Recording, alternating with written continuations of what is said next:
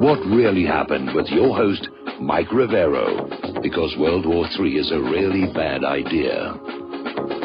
Here is your host, Michael Rivero. And aloha, America. Welcome to our show today. It's Tuesday, October 4th, 2016, getting into the week here. A lot of stuff to talk about today. The phone lines are open, 800-313-9443. Please be sparing with the calls. We have a lot of material to get through, as usual. Mike is in our control room, twiddling the dials, keeping us out of trouble, and ready to answer the phone when you call on in. Well, I hate to say I told you so. No, actually, I rather enjoy it. I actually went to bed. I didn't stay up for the revelation that was supposed to happen with Julian Assange and WikiLeaks at 2 o'clock in the morning. And I actually feel bad for Alex Jones because he really went to the mat to try and provide a venue for Julian Assange to have his great revelations, and of course it turned out to be a big nothing. No, we don't have anything. We'll have something soon. I promise we'll have something soon, blah, blah, blah, blah, blah, blah, blah, blah. And it was a disappointment. Some of the media is saying it was a big nothing burger. And the game that's going on here that they're trying to play is that everyone is going to sit on their rear ends waiting for WikiLeaks to step in and save the country with some devastating information about Hillary. It's just not going to happen. And you might as well get used to that right now. If you want to get Hillary scandals out there to the voters, you are going to have to do it. You yourself, every one of you. So you're going to have to stand up, get out of that easy chair, stop waiting for someone else to save the world, and go on out and make it happen yourself. There is no Superman. It's a comic book. Same thing with Batman. Nobody's coming to save you. You have to save yourself and the nation and the world. And not too surprisingly, the corporate media is having a field day saying, see, there was never anything there. Hillary's exonerated. No, she isn't, but that's the way they're spinning it. Story coming on out from the Washington Post. Trump backers realize they've been played as WikiLeaks fails to deliver October surprise. And now's the time for all of you to get really angry, because in this case, the Washington Post is right. You've all been played. Now, Assange's defenders are out there trying to say, well, you know, he didn't really say he was going to release anything. That was actually made up by the media, and now that he didn't say anything, the media is bashing him, and it's really not his fault. No, that is not true. And I went on back, and I found this interview with Julian Assange from much earlier in this year, in which he stated on the record he was going to be releasing something that could bring Hillary Clinton down before the first debates, and it did not happen. And it's a scam. In this interview that I linked to WhatReallyHappened.com, Assange had promised to release the material that he claimed would bring down Hillary before the September 26th debate. It did not happen. Assange is a fake. He's a fraud. I've been concerned about him all along. And one of the reasons is, only 3 months after he registered the domain, WikiLeaks.com, Assange was the darling of the corporate media without actually having leaked anything to that date. He was on the cover of Time and Newsweek. He was being sold to America as the go-to site for whistleblowers. Don't waste your time going on over to Alex Jones or to What Really Happened or Drudge Report. If you've got a whistle to blow, you need to go to WikiLeaks.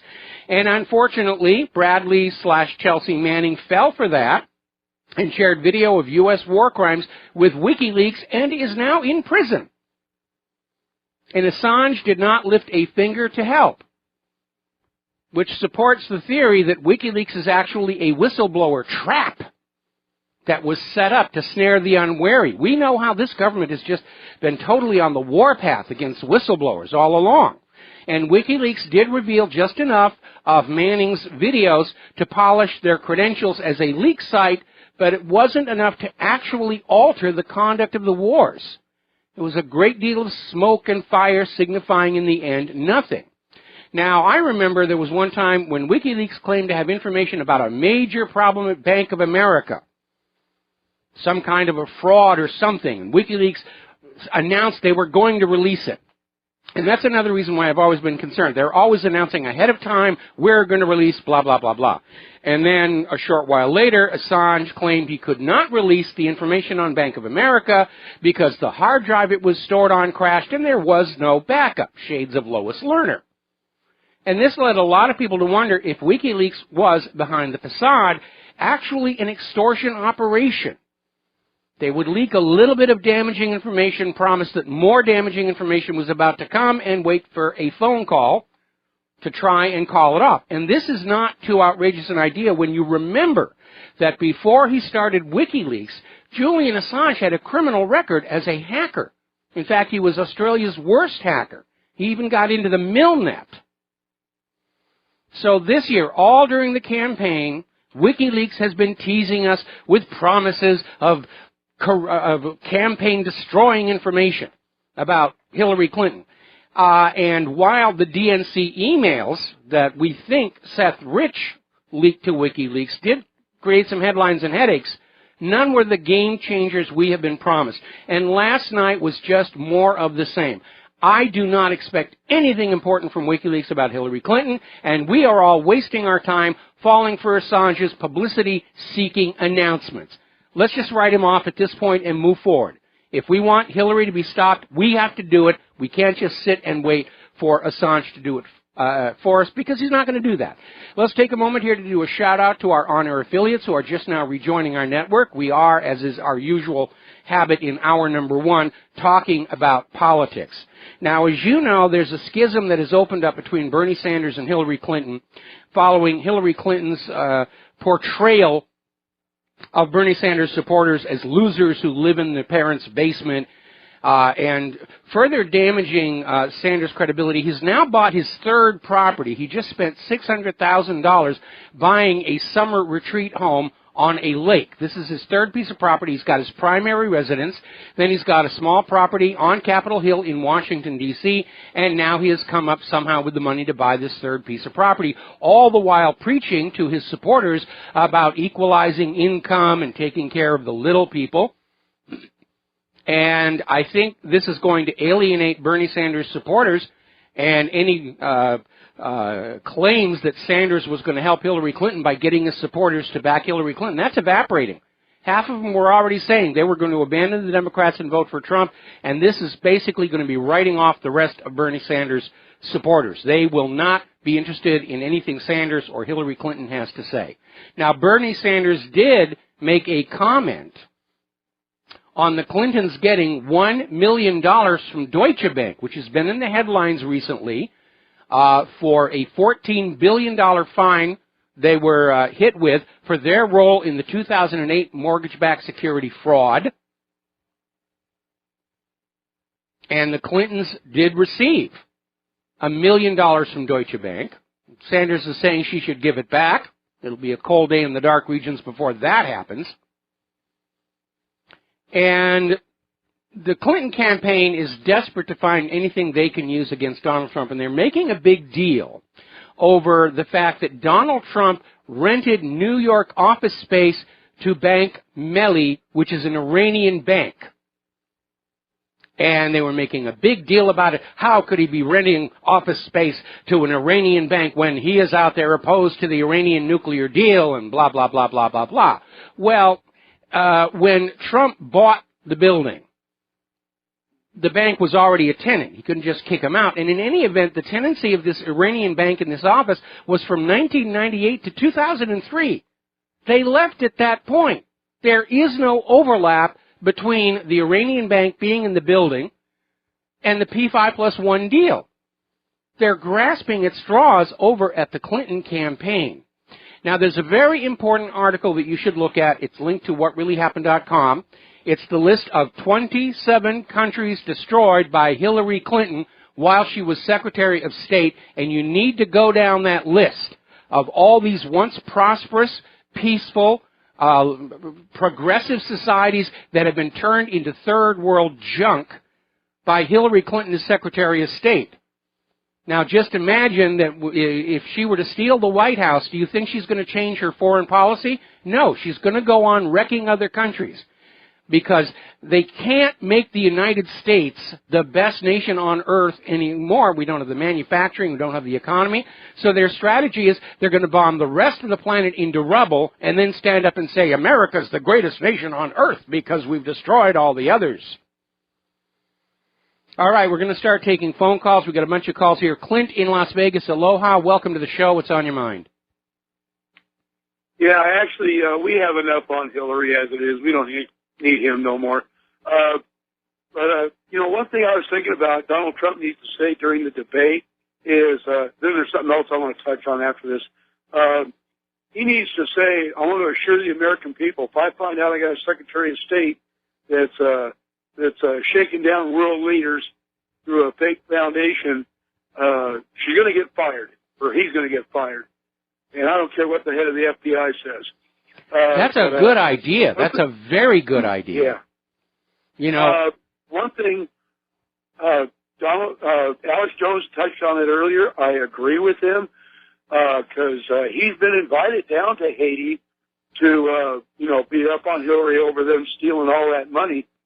And he needs to go down right after the hurricane, take a bunch of relief food or whatever, and a list of foundations, trust the Clinton Foundation, and he needs to do a speech right there on the tarmac with the Haitian leaders and let them join in on the party. He knows what to do, but he needs to go down there soon after the hurricane and harp on how Hillary and Bill stole all that money from the earthquake. And he's got to take that president of the Haitian Senate with him who says he's got all the documentation, assuming he hasn't been found in Fort Marcy Park. Need to really look at that. I saw an interesting article in the New York Post where they came on out and said that Donald Trump cannot be allowed to win the corruption debate. And they basically went in there, and the article said, yes, Hillary Clinton is wide open because of the foundation and the pay-for-play and everything, but we've got to stop Donald Trump because he's certainly far more corrupt. And then, of course, they have absolutely nothing to back that up. And my comment on that article is I understand that the corporate media are supposed to be mindless stooges supporting Hillary Clinton, but let's not abuse the privilege, people. Yeah. I'm watching MSNBC, and they're just saying, well, he's a clown, and he's this, and he's that. And guys like me or you, we're just sitting there. They won't even touch the good, juicy stuff about Hillary. No, of course they won't. Their job is to sell you Hillary Clinton. Their job is going to be to sell you World War III. That's what the corporate media does. Anybody who thinks the corporate media is reporting on the facts and truth and accuracy, you're living in a dream world. The only thing the corporate media is truthful about are the sports scores and the weather, and they're not even all that good on the weather. I think they've been given their marching orders, get Hillary in the White House. They absolutely have. They absolutely have. We know the entire corporate media, in addition to being controlled by its corporate owners, they're controlled by the CIA through Operation Mockingbird. And the CIA understands when the narcocracy comes down and it's exposed, the fact that the CIA has been bringing in all these illegal drugs to sell to our children, that's going to be laid wide open. And if you look at what they've already gone through to try and protect that little secret, they compromised the Iran-Contra investigation, or the hearings rather. They suicided Gary Webb. They suicided Mike Rupert. This is the big, ugly, black secret at the heart of the Central Intelligence Agency. They're basically in control of the drug trade here in the United States of America. And they want politicians in Congress and the White House who will go along with this, and Donald Trump won't. And that's why they're just in an absolute panic about him right now. Yeah, and the big banks launder the money. And these people that make their living as their foot soldiers, there ain't much of a career, there ain't much to put on your resume for getting another job. Well, they don't need another job. I mean, right now, Hillary's supporters are all the drug dealers in this country who understand that if Hillary does not steal that White House, their entire trade could evaporate. And when you look at how they behave, doesn't it seem consistent? I mean, they're out there stealing signs. They're beating up Donald Trump supporters. These are people acting like criminals. And I think that forms the core of Hillary Clinton's support, is the criminal society, the successful criminals, not the not the ones who get caught holding up a convenience store, but I'm talking about those who traffic in illicit substances. Again, go back and study the history of the United States during Prohibition, and you will see an exact pattern that is being repeated tragically today. Yeah, I've already done all that, but so I'll let you go with that, Mike. All right. To the next caller. Thanks an awful lot. We're going to switch to Mike in North Carolina. Aloha, Mike. Welcome to the show. What's on your mind? Hi, Mike. How you doing? Doing fine. I'm a little frustrated about the Assange situation. We don't need to go too much into what you were saying. I'm not, because I wasn't expecting it. I went to bed. I actually got sleep last night. Well, I didn't stay up, but I was definitely expecting it. But so this morning I wake up and I say, what would possess this man to do this with all the hype? And I look into it. I say, okay, he's staying in the Ecuadorian embassy. Who runs Ecuador? So I do the Google and I find the president of Ecuador. And then I start looking into him. And I find that his dad was a drug smuggler. I find that he got mystery money to go to a very good school right around around the 80s when the narcocracy was going. I see Chevron and the Clinton Foundation and him having an issue paying money to Chevron over some recent litigations that are going on in the Justice Department. We see Apple, we see Deutsche Bank. These are their ways of fighting each other without bullets. I'm wondering if Hillary Clinton's foundation got the Ecuadorian president to put heat on them and say, we're going to kick you out of this embassy if you say anything. It could be more simple than that. Hillary Clinton may have contacted Julian Assange and say, we'll make your sexual assault charge go away, and you can walk out of the embassy and go live anywhere that you want, comfortably and, have a nice life. I mean, that is something Julian Assange would definitely, be very, very tempted to do. But at this point, he is not the hero that we've all been told he was by the corporate media. I mean, he proved that last night. He just shot his own credibility in the foot. I listen to everybody, and somebody used a metaphor about throwing a rattlesnake in somebody's car. And if the rattlesnake bites your enemy, does that mean you control the rattlesnake? These guys, this goes so deep that they have to bet on the winning horse and the losing horse just to cover themselves. Like, no one is loyal to anybody in this thing, and it's all about the power and the dirt. And no matter what gets exposed, like, I honestly feel like it's too late. Like, it's just so deep that we could all wake up today and we can't stop it. Well, I'm going to go on trying. I hope you don't mind here. But, basically for the last 30 years, we've had this narcocracy, and it was the plan of the Bushes and the Clintons to have a ruling duopoly, to pass that Oval Office back and forth between each other. So it looked like we had some kind of a choice. And this election was supposed to be Jeb Bush against Hillary Clinton, so it didn't really matter who won because the narcocracy would be protected. But Jeb Bush cratered. He lost it. Donald Trump got on the inside. And now there's actually the real possibility of change to our society, and that has got all of the entrenched oligarchs very, very upset. Yeah, I don't want to say I'm giving up here. I know I'm getting a little down on it because it gets tough when you I have a suggestion. I have a suggestion. Don't get depressed. Get angry. Now's the time to get angry.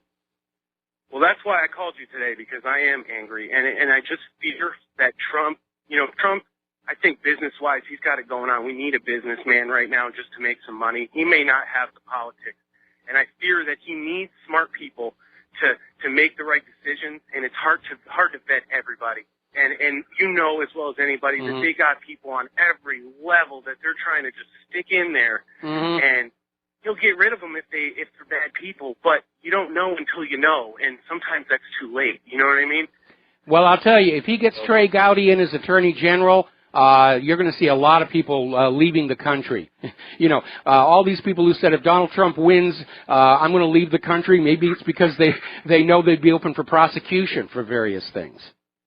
Oh, I'm so proud of Trey Gowdy. I actually called. I'm not even from his state, and I called his local precinct or whatever they call it, and I just said thank you to him because I've been watching him play into everybody. Okay, Mike, we got to let you go. I'm sorry, we've run out of time. We've hit a commercial break. We'll be back after these few words. And aloha, America. Welcome back to the show. We're going to take these last 3 phone calls. Then we're going to close the phone lines because I really do have a lot of material to get through today. So let's go to Dustin in New Jersey. Aloha. Welcome to the show. What's on your mind? Hey, Mike, I hate to see Barbara Streisand, if she has to go to Venezuela, if Trump wins. I don't want to see her eating raw chicken off the truck, so I'll send her a couple cans of yento soup. You know, when I have to be honest, when I met her, she was a really nice lady. And, you know, I worked on this video, this rock video that she did with the Russian ballet dancer, and you know, we were working late, and she sent out for platters of food and everything. She was very, very pleasant. So, who knows? Old age has kind of warped her. Hey, Mike, on this Julius, I was up in the morning, you know, it was all gibberish. You fell for it. It was just, you fell for it. You gotta buy the book. You gotta buy the book, you know. People don't realize it doesn't matter. Whatever Julian Assange, it wouldn't have changed anything. You know, it wouldn't have changed any minds because it wouldn't have hit the mainstream media. You know what I mean? Well, you're wrong there. You're wrong there because people are not getting their information about the candidates from the corporate media anymore. Their audience is dwindling. CNN's ratings are below those of the gardening channel right now. The American people are coming to the independent media. They're coming to Republic Broadcasting. They're coming to WhatReallyHappened.com. They're going over to Prison Planet. They're going over to all. This is where they're getting their information. And that's what's got them in a panic. They have lost the war for the minds of America. And, Mike, I want to switch gears real quick. You probably know this, but the Russian air base in Syria has already activated the S-300s because, you know, they're going to be given a couple days ahead of time before the media. It hits the media. So the S-300 version 4, which is the S-400 basically, is already activated over there. So well, the S-300 is there, and they're expecting the deal to finalize a permanent, at least for the moment, Russian base, air base in Syria will be completed by the end of the week. Yep. And I heard rumors that the Tor, if you ever see the Russia Tor system, is going there also. So. Yeah. Well, you know, again, it all comes down to the fact that the military-industrial complex is all about the money, and they build these very expensive, big, bloated pieces of junk. And Russia and China, when they're building weapons, their goal is cost-effective, efficient, easy to repair, easy to deploy weapons. And when it comes right down to it, that's going to decide the war. Because you have to keep cranking out more and more of those things, and if they're hideously expensive in the United States, that means fewer of them. The U.S. actually faced that problem going into World War II, and Harry Truman went on out there and basically slapped all those military contractors upside of the head. It was what made him amazingly popular with the American people, who were very, very concerned about the huge amounts of tax money going into the war machine and how poorly it was performing. And we need a new Harry Truman right now, or we're going to lose this thing. We're going to lose this war, even if it goes nuclear. I'm convinced we cannot prevail in a war against Russia and China. All right, thanks a lot, Mike. All right, thanks. We're going to switch over to Ron in the Bronx. And, Ron, I may have to take you through the commercial break. What's on your mind? Hey, Mike. How you doing? Aloha. Hey, a couple of the callers already took the thunder from my first question, which was basically, I thought Assange might have been just paid off, but I think you basically said that already with Clinton getting to him and promising him. Mm-hmm. Then, you know, nothing will happen to him. Well, again, the precedent there is that strange story about Bank of America, where Assange came on out and said, we have got this amazing information about Bank of America, and there'll be criminal charges, and all of a sudden, you know, a short while later, we lost it. Sorry, can't let it out. We lost it. It was here a minute ago. I don't know where it went. So, yeah. You know, ultimately everybody's for sale if the price is high enough.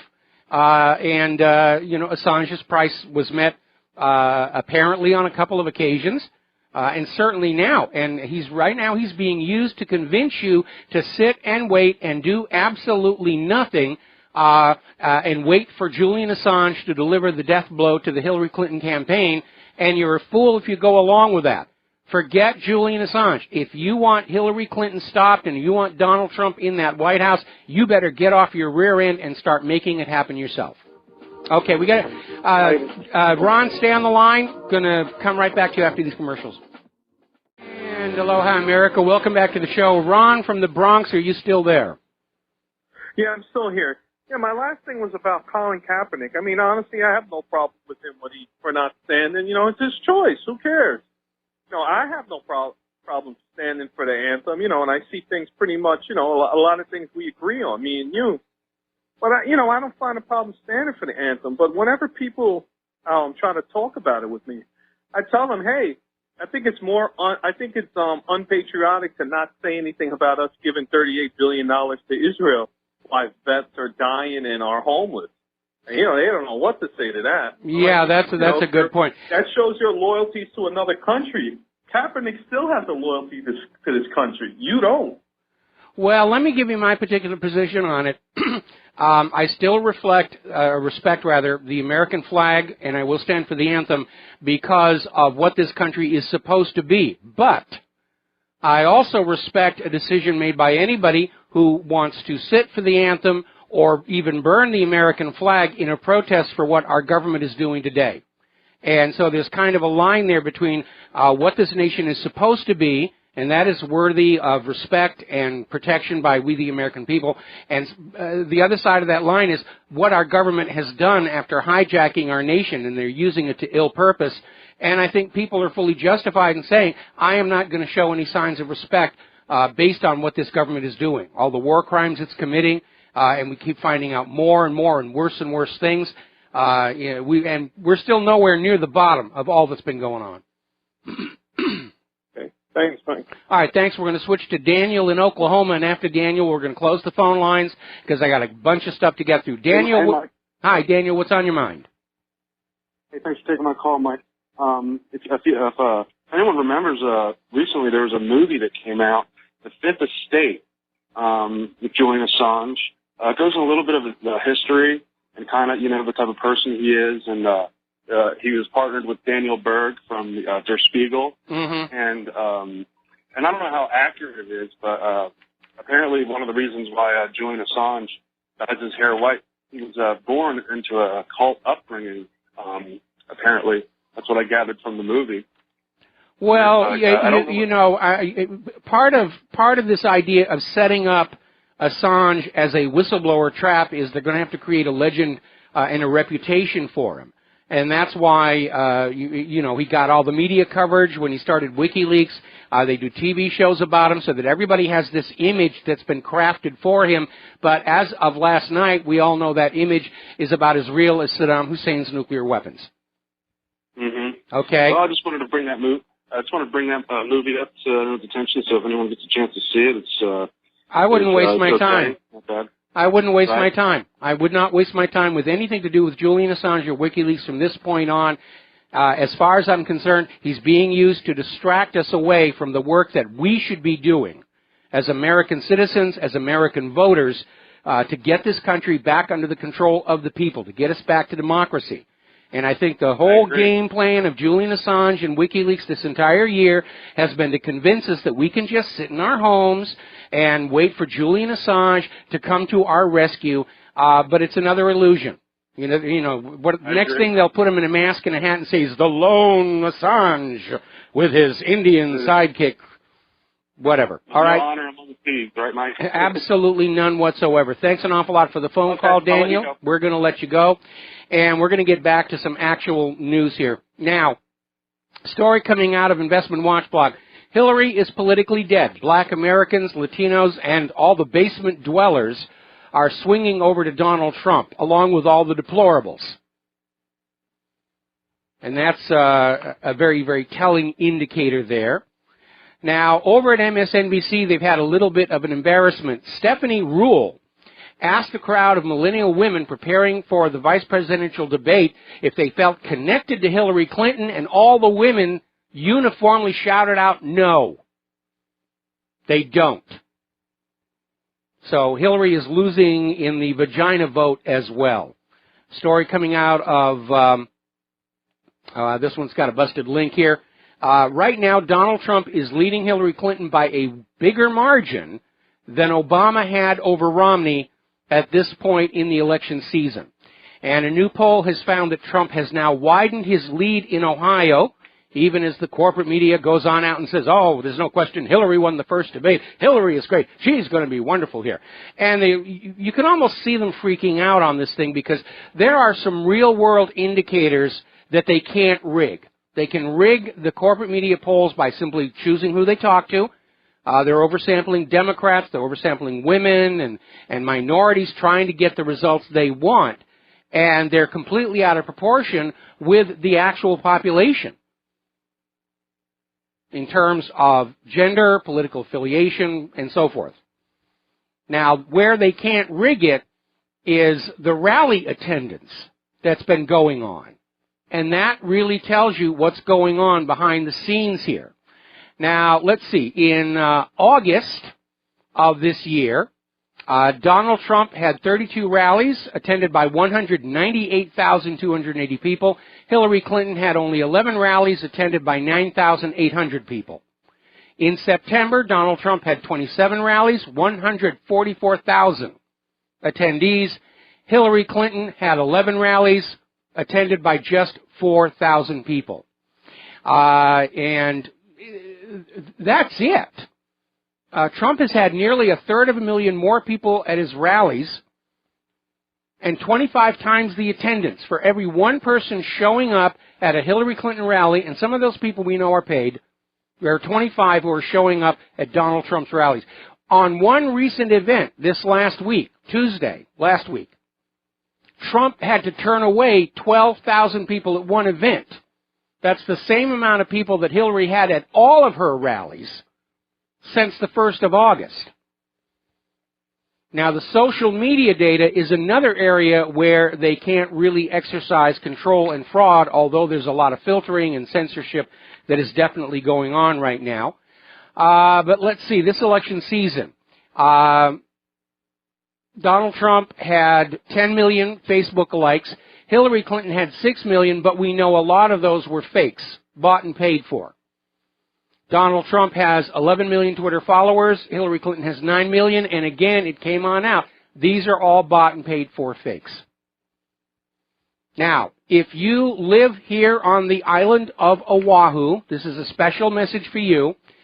There are going to be Donald Trump sign-waving events tomorrow, Thursday, and Friday. And tomorrow, it's going to be held at Chili's in Kapolei. Thursday, it'll be up in Mililani. And Friday, it's going to be at Honokai Hale. And you can look those up on a map and get there. And you can also go to the Trump campaign website, and they'll tell you where all this stuff is going on. And by the way, so far, this season, I have seen only one person with a Hillary sign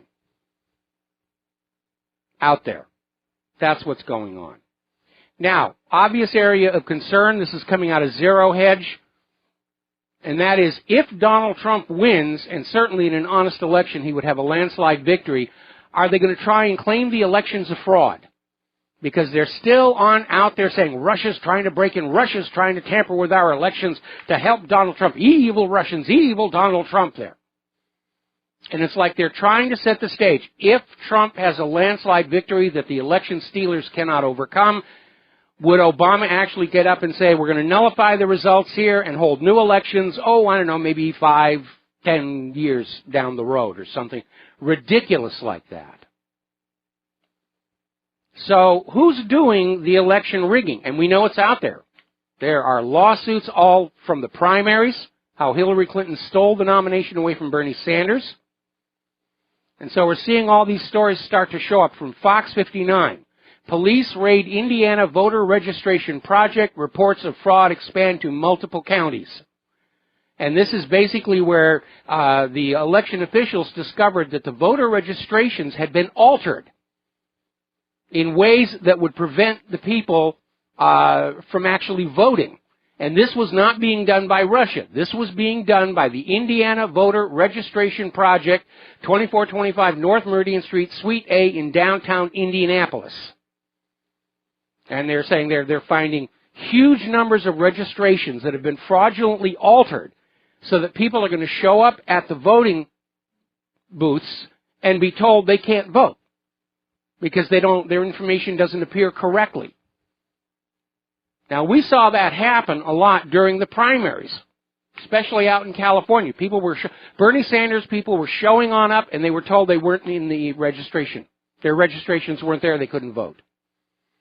Apparently, over in Virginia, there's a huge scandal involving illegal aliens who are registered to vote through the state's motor voter law.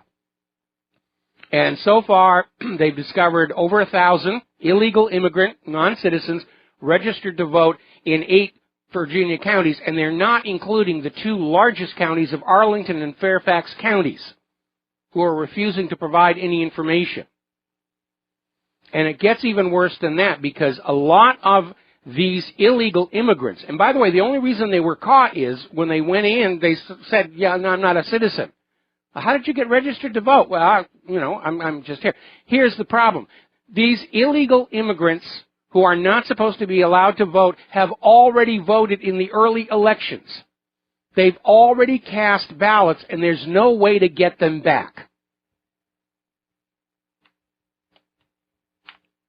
It's really ugly out there. This is what we all have to overcome. And now's the time to get angry. We're a month away from the election. And Hillary and her people they're just out to steal it any way they can. They're stealing your country from you to barter away to the illegal immigrants, to barter away to the New World Order, and to sell your children as mercenaries in wars of corporate conquest across the globe. That's what's at stake right now. Now, turning to the war zones, apparently tomorrow there's going to be a meeting regarding the conflict in Syria. And this is involving officials from the United States, Great Britain, France, Italy, and Germany. But rather interestingly enough, neither Syria nor Russia were invited to send representatives to this meeting, which suggests strongly that the topic under discussion is an outright invasion of Syria. Because that's all that's left for the U.S. to play. Nobody is buying anymore that the U.S. is there for ISIS and Al-Qaeda. Sergei Lavrov was being interviewed by the BBC, and of course the BBC was asking the usual nonsense questions. Will you stop murdering babies in Aleppo with cluster bombs? Will you apologize for bombing the aid convoy? Will you apologize for shooting down Malaysian Airlines Flight 17? And Lavrov basically laid out Russia's position on all these issues and basically pointed out the U.S. is supporting terrorist groups in Syria, especially al-Nusra, which is considered to be as bad as either ISIS and Al-Qaeda, and the U.S. pointedly stays away from them. Now, at this point, the U.S. is starting to send signals that they want to declare a no-fly zone in Syria so that only U.S. warplanes can fly over Syria. Syria's warplanes will be kept on the ground, and Russia is forbidden in entirely. And if you understand the concept of a naval blockade, it's an act of war, because the United States does not have any legal grounds to call for a no-fly zone over somebody else's country until that country's military warplanes, they may not fly. But they're going to try and sell, they're going back to humanitarian, Assad is killing his own people. No. All the people in Syria who have died from 5 years of U.S. efforts to remove Syria's legitimate government and impose puppet rule. That's what's going on here, and everybody knows it. Now, as that caller into the show mentioned, Dustin, I think it was, Russia has already deployed their state-of-the-art air defense system, the S-300 version 4, in Syria. NATO calls it the SA-23 Gladiator.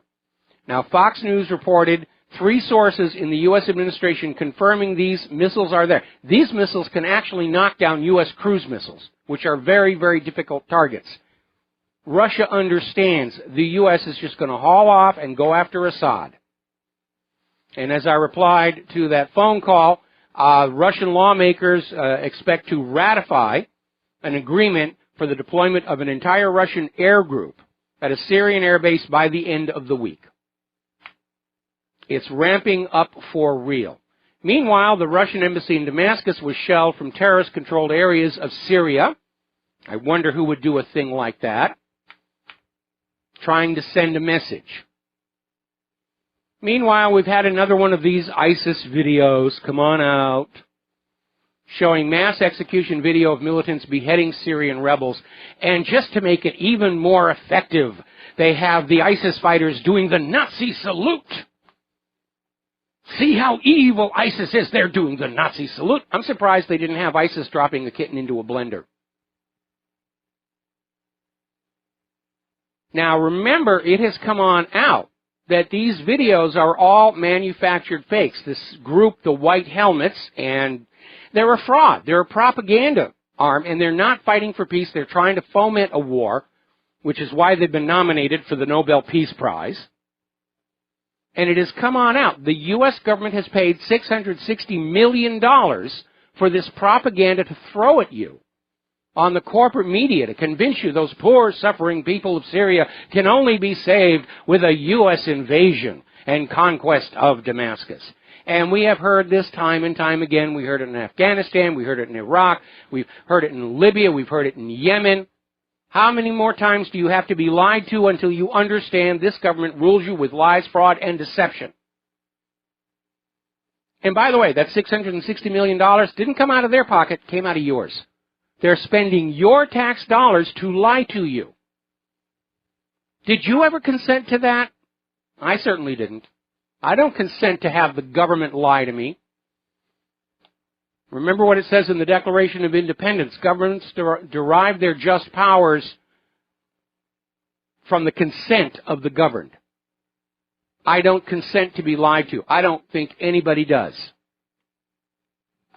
By the way, have you noticed there's a double standard for Israel and Syria? When Israel goes on in and bombs civilians in Gaza and the West Bank, the U.S. is always, oh, it's necessary for their self-defense. It's necessary for the self-defense. But when Syria attacks foreign-backed terrorists who are firing rockets and mortars at Damascus, oh, it's Assad killing his own people. We must go on in there and intervene. The hypocrisy is stunning, to put it delicately. We reposted the video in which Hillary says that if she is president, she will attack Russia and Iran. Do you want more war? Vote for Hillary. She wants to be the war queen. Got to take a break for commercials. We'll be right back. Aloha, America. Welcome back to our show here. And as you know, there was this rather nonsensical law that Congress passed, which would allow the families of 9/11 victims to sue Saudi Arabia based solely on finding a judge who says, you know, I think maybe Saudi Arabia was the mastermind behind 9/11. No evidence required. Obama vetoed it, and it was one of the few decisions he's made I agree with. And all of a sudden, it's opening up a door because it's established a legal precedent that in cases of acts of terror and war, sovereign immunity no longer applies and you can be sued by the victim country. And it's already having repercussions. And as a result, over in Great Britain, they're now saying that the British military is going to opt out of the European Convention on Human Rights in order to stave off what the Prime Minister describes as an industry of vexatious claims against soldiers. In other words, they understand that when Congress overrode the veto, it opened the door for every member nation of the coalitions that went into Iraq and Afghanistan and Libya and Yemen and Syria to be sued by those countries. It's a two-way door. The law doesn't say the U.S. can sue these other countries for made-up claims of terrorism, but these other countries can't sue us for provable, demonstrative acts of war and terror. And so they're in a bit of a panic. Now, up in Afghanistan, where they grow this very fine opium, which you can now find on your nearest street corner, courtesy of the CIA, things are not going very well. The Afghani people are no more happy with being ruled by a foreign puppet government than any other citizen of any other country in the world. The Taliban has seized a major North Afghan city, Kunduz. They're taking their country back, and the U.S. is finding itself in all these quagmires. Their original plan was they were going to pick them off like dominoes. We'll regime change Afghanistan, that'll settle down, then we can move on to Iraq, and then that'll settle down, then we'll move on to Yemen, then that'll settle down. It didn't work out. all of these countries the U.S. has gone into regime change are now fighting back, and the U.S. military is stretched so thin that only a lunatic would be considering adding any more strain to our war machine, especially Russia and China. Now, apparently, Russian President Putin is scheduled to meet with Turkey's President Erdogan in Istanbul on October 10th. And it looks like this botched coup by the United States has in fact triggered a Turkish pivot towards Russia. The more the U.S. goes on out and tries to conquer the world, the more the world turns away from the United States and turns toward Russia. That's just the hard reality. Now, over in Egypt, they're getting more of these MRAP vehicles from the U.S. More about this after we come back from station identification. And aloha, America. Welcome back to our show, hour number 2, and we have got more stuff to talk about. And before the break, I was teasing this story about Egypt, which is getting these MRAP vehicles. Now, MRAP is an acronym for Mine-Resistant Assault Preventive. I'm not sure exactly what it means, but it's these big, gigantic trucks that are bomb-proof and IED-proof, and they're really very, very impressive. And the U.S. has sent a second shipment of these MRAP vehicles to Egypt. Now, this article didn't say how many went on this second shipment, but it did mention that earlier this year, the U.S. sent 762 MRAP vehicles to Egypt at no cost under the U.S. Department of Defense's Excess Defense Articles Grant Program. Now, contrary to the hype, this is not no cost. Egypt may not have paid for these, but you did. And depending upon the configuration, a single MRAP vehicle costs anywhere between $500,000 and $1 million. So if they got the deluxe models earlier this year, that's $750 million of hardware given to Egypt instead of being spent on this nation, its infrastructure, and its people. They're just throwing the stuff away. And this Department of Defense Excess Defense Articles Grant Program is basically an admission they never really needed these in the first place. They're surplus. They're just buying stuff to buy stuff to make the defense contractors happy. And that happens a lot with Israel, where the U.S. will build a whole bunch of brand new weapons, and then they'll say, we built too many, these are surplus, and they'll sell them to Israel for pennies on the dollar. Such a deal. Now, while everybody is focused on Julian Assange and his absolute nothing last night, and I honestly feel so bad for Alex Jones, because he was working so hard on this, devoted so much resources to it, and I can imagine he's angry. If I were in his position, I would be absolutely furious. Meanwhile, though, Guccifer 2.0 has done a document dump, this time from the Clinton Foundation files. And so people are already starting to pore over that, and they're looking at apparently the Clinton Foundation was getting a percentage of TARP funds from the bailout. And, I mean, that's absolutely stunning. Now, TARP was the very first of the bailout programs after the collapse of the mortgage-backed security fraud back in 2008. Stood for the Troubled Asset Relief Program. And you remember that one? Where the House of Representatives voted it down because TARP was just basically taking trillions of dollars from you, the American people, and giving it to the banks behind the mortgage-backed security fraud so those banks could then loan that money back to you at interest. And the House of Representatives voted it down. The Senate then voted their own version through and arm-twisted the House of Representatives to ratify. And we had that picture of Barney Frank and Nancy Pelosi just laughing their heads off. And it was unconstitutional because under the Constitution, revenue measures originate only in the House of Representatives. The Senate's not allowed to get out there and say, we're going to give the banks all this money. And they were literally threatening the House of Representatives, saying, if you don't agree with this, there'll be tanks in the street by morning. And now we're finding out that all these banks that were getting this money from you, the taxpayer, were kicking in a little bit back to the Clinton Foundation. Boy, oh, but to me, that's as damaging as anything Julian Assange promised. So we're going to be looking into those documents because that's really, really important stuff that's coming on out. Okay, now then, getting on back to the war zones. India and Pakistan are on the brink of war. The U.S. is encouraging this bellicosity. They want chaos and war anywhere. If they can get India and Pakistan going, it's going to make it easier to spread this war. They're just looking for a flashpoint that'll set off the entire planet. Now, the Pentagon has announced the third phase of the military buildup against China. And they're openly admitting that the goal of this coming war with China is U.S. economic hegemony under the Trans-Pacific Partnership supported by military might. Now think about that for a minute. First of all, TPP is dead. Nobody in Asia wants to sign it.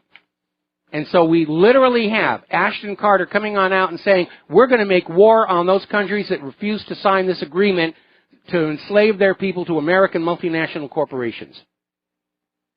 I keep telling you, all wars are ultimately bankers' wars. Getting a war going with China is going to be, let's see, we're going to do a quick shout out here to our on-air affiliates who are just now rejoining our network. We're talking about the war zones. And Ashton Carter is rattling the sabers with China and openly admitting this is all about hegemonic domination of the world's economy under the U.S. dollar and the Trans-Pacific Partnership and ultimately the Transatlantic Trade and Investment Partnership, both of which are considered dead on arrival by the other nations. They're not even negotiating it anymore. They realize it's just an absolute pillaging of the world to prop up the failed United States of America. Now, getting this war with China going is all of a sudden a lot more difficult because Barack Obama stuck his nose into the Philippines about how the Philippines chose to deal with their drug corruption problem. And their solution was to just start shooting drug dealers, which is effective. And Obama went on in there, and so did many of the leaders of the European Union, saying, no, you can't shoot drug dealers. Really, you can't do that. Makes you wonder how many of them are getting a piece of that action. And in the process, Obama angered Philippine President Rodrigo Duterte and basically cut off that whole South China Sea issue as being a possible vector for war with China. Duterte has now told the United States, you guys can all go to the dark regions. We're going to buy our weapons from Russia now instead of the United States. They really, Obama wasn't thinking.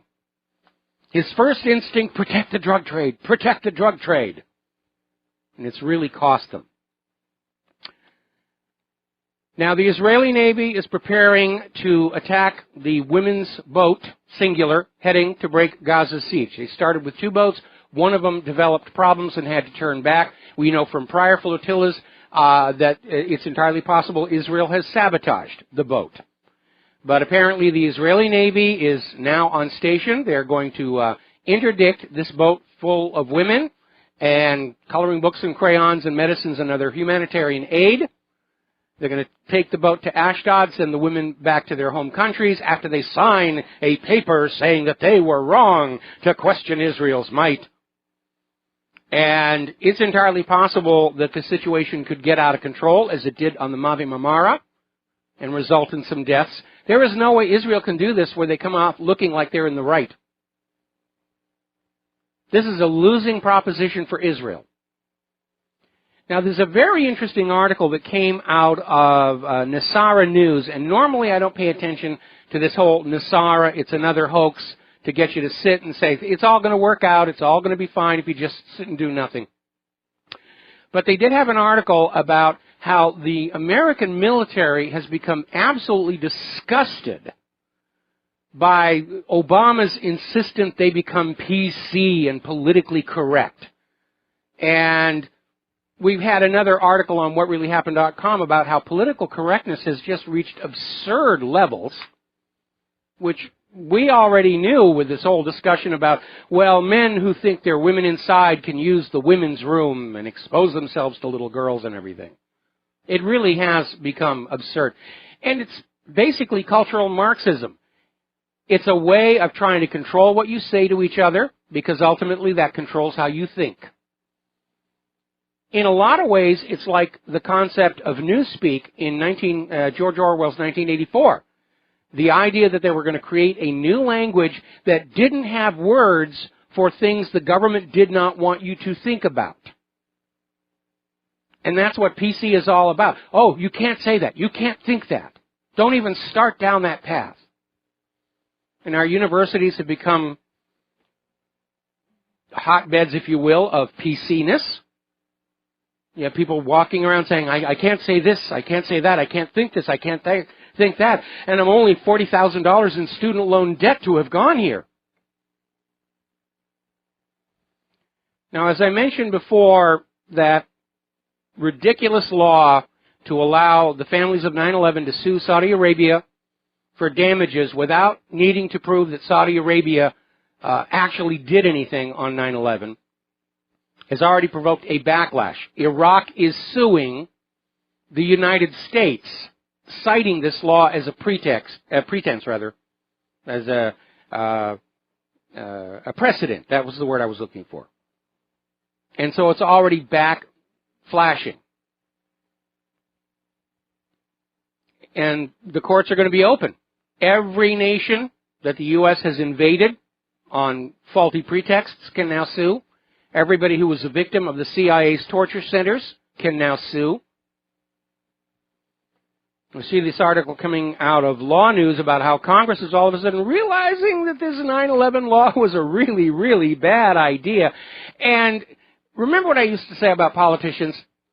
They'll take credit for anything good that happens, and anything bad that happens, it's somebody else's fault. And Mitch McConnell just showed exactly what I mean.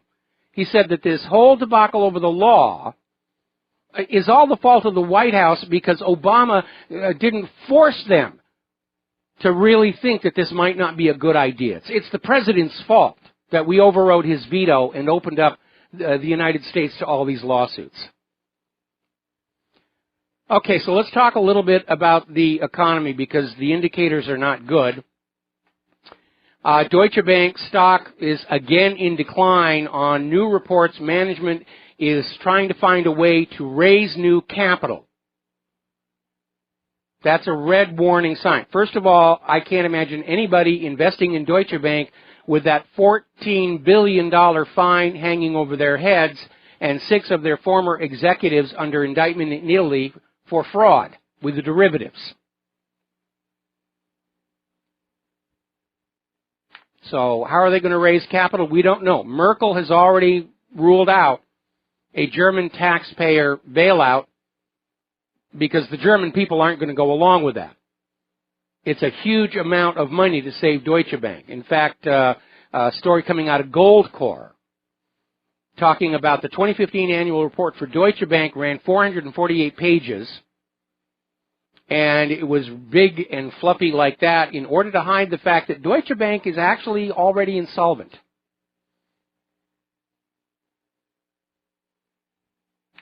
Story coming out of SHTFplan.com. Deutsche Bank has entered the death spiral. It's impossible to stop. And they go on talking about it's clear that the international banking system is not stable and the world remains at great risk. Well, here's the hard reality that everybody needs to be looking at. This system, based on private central banks, was never stable to begin with. Private central banks, by design, create more debt than money with which to pay that debt until the debt crushes the system. It is not a stable economic system. It's a system of enslavement. It's a system that enriches the bankers at the expense of the people. And up until recently, when a nation collapsed from the accumulated debt of private central banking, the other nations enslaved to private central banks would step in, bail them out, restart the system all over again. Today it's different. All of these private central banks are linked together through globalism and derivatives exposure. And when it comes down, it's all going to come down. And we will have a once-in-a-lifetime opportunity to get rid of private central banks and return the public currency to being a public utility. Even the Rothschilds understand this is coming. They're putting all their money into gold right now. And so should you. Now, Hillary Clinton is out there on the campaign trail, and she's very, very critical of Wells Fargo, which was caught with this creation of fraudulent accounts, fake accounts without permission of their clients to generate revenues and meet sales goals. But apparently her criticism of Wells Fargo did not lead her to return the $258,000 she got from Wells Fargo executives for one of her famous speeches for which there is no transcript. And there may not be one. There may not have even been a speech, because speaking fee looks a lot better on that check than bribe. Bankruptcy filings in Northwest Ohio rose for the second straight month in September. This is for the first time in 7 years. That's a very, very bad trend. Story coming out of Journal Neo. The center of the world is shifting. It's shifting away from the U.S. and Europe to Eurasia. And they're saying the Eurasian century is now unstoppable. While the U.S. has tried to hold the world back in the 1950s, Bretton Woods, Cold War, China, Russia, Indonesia have all been investing in new technologies, new manufacturing. They have products to sell, and customers want them. And the economic center of the world is shifting toward Eurasia. Now, there's another story out here, also from SHTF Plan. Obamacare is destroying the middle class. The premiums for your Obamacare-compliant policies are rising as much as 67% next year. And it's going to hurt a lot of people. And those policies are virtually worthless because of those deductibles. Most Americans being forced to buy these hideously expensive health insurance policies will never actually use them in a normal year. Even Bill Clinton has described Obamacare as a crazy system because of the increase in prices and the decrease in actual care. And we have doctors and hospitals all across the country screaming that because of those deductibles, people aren't coming in to get their yearly check. They're not coming on in to get the mammograms. They're not coming in to get scanned and scoped, and they're missing out on all these sales opportunities.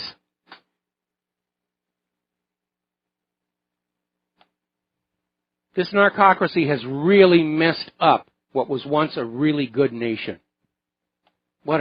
In fact, going back to that list of 27 countries destroyed by Hillary Clinton, I think we could add the U.S. to that list, because the same thing happened. We used to be a prosperous, productive, progressive nation with a very high standard of living and a solid economy, and today we're a third world ruin, which is why they're trying to bring as much of the third world in here to vote as they can. Now, there's been a little bit of a whoopsie that has come to visibility. And apparently it has to do with the fact that on official police records regarding crime, Latino criminals are being marked as part of the white population. And so this is clouding up the issue of just how much crime is coming into this country with the open border policy. Oh, there are no Latinos and Hispanics committing crime. These are all white people committing crime. And then it turns out that 90% of these criminals that are marked as white are actually Latino. They're doing it to hide the fact that there is a heavy price being paid by the American people for this open border policy. And in the process, the government is defaming white people by making it look like they are the mainstay of the criminal element when they are not. I think there's grounds for a class action lawsuit there. Every white person in America sues the government for defamation. Now, as you know, the Hillary Clinton campaign is out there trying to make a big deal over the fact that Donald Trump did not pay taxes in a few years because he had a $1 billion loss that he was carrying forward. 90% of the Middle Eastern refugees that came to the United States do not pay any income tax, and they get money from the government, your money. I think that's a much bigger scandal when you consider that Donald Trump did comply with the available laws. Got to take a break for commercials. We'll be right back. And aloha, America. Welcome back to the show. We're going to go ahead and open the phone lines now for the remainder of the show here. Mateus in Canada, aloha. Welcome to the show. What's on your mind? Mateus, are you there? Hey, Michael, I guess you called it again. I stayed up late for the WikiLeaks release. Quite disappointing. Yeah, that's an understatement, I think. Hey, okay, I'm an inventor, and I have an important invention to help promote Trump. And maybe if you like it enough, you can try to help get the message to the Trump campaign. So what it is regarding during the stadium speeches, Trump quite often complains that the media will not pan their cameras to show the size of the audience. Mm-hmm. And this is very significant because a lot of, let's just be mean and say low information voters, they'll actually pick the side that looks like it's winning. And there's important psychology here. Okay, so the solution is replace that Trump spent sign that goes on top of every podium with a portable, thin, expensive LCD screen, and have one of the Trump campaigners have a little video camera and just occasionally pan the room so that the alphabet news agencies are forced, against their will, to broadcast the image that's on the screen, which is showing this 10,000 people in the stadium. That is an excellent idea. That's an excellent idea, and I hope that somebody from the Trump campaign is listening to this show because that is a very good idea. I don't actually have any contact with the Trump campaign itself other than that I am on their mailing list and I receive these notifications about the sign waving here on Oahu for the rest of the week. Yeah, I thought if you liked it enough, maybe you could ask the Rivero Rangers to try to get spread out the word maybe on to pass it along the line, maybe indirectly. It's a good idea, and I hope somebody here who does have contact with the Trump campaign mentions it. And it would have been something that would have been very useful earlier in the year, but we do still have a month to go here. And we know the corporate media, they'll go out of their way. They'll even shoot Donald Trump in profile if they have to not give that away. I mean, that's how blatant and open it is. Yeah, and it can still show the regular still screen Trump spent sign most of the time if they want to still have a very traditional look and feel. It's just that, every 3 or 4 minutes, it will just switch over to a pan shot, a panorama view, even for 5 seconds, and then go back. Anyway, can I finish off with a comment on a different aspect of the self-driving car protest? Real quick. Okay, so in the future, the car is going to make kill decisions. So it's out of control. The computer's calculated that you're going to have a 90% chance of a fatality. And then it has to decide, okay, are you going to crash the car into the cement pillar or into the other car that has, say, 2 children in it? And the computer will say, okay, let's just crash into the pillar to save the children. And then it's going to get even worse where you're going to have political correctness in the programming, even illegally, where it's okay, there's some visible minorities protected group. Don't crash into the illegal alien visible minority Democratic voters. Crash that white family Trump supporter car. Anyways, just food for thought. You got to think ahead 10 years where this is going. It's really scary. We got to stop it now. Thank you very much. All right. 2016. All right. Thank you very much. We're going to switch to Mark in North Carolina. Aloha. Welcome to the show. What's on your mind? How you doing, Mike? Doing fine. I was thinking that when we talked about... Huh? Keep going. You hear me? I can hear you. I was thinking when we were talking about possible World War III with Russia and all that, these bunkers the globalists are building, I think that I know that you said we should just let them go in and then bury them in there. I think just the opposite. I think we should have militias finding out where these bunkers are, patriotic militias, and once it really starts hitting the fan, and the globalist elitists head for their bunkers. The militiamen just shoot them and put decent people in those bunkers instead, including the militia. Well, I'll tell you this right now. The bunkers of the elite are very heavily armored. They've got their security forces. You can be sure they have lots and lots of guns to protect themselves from us hoi polloi.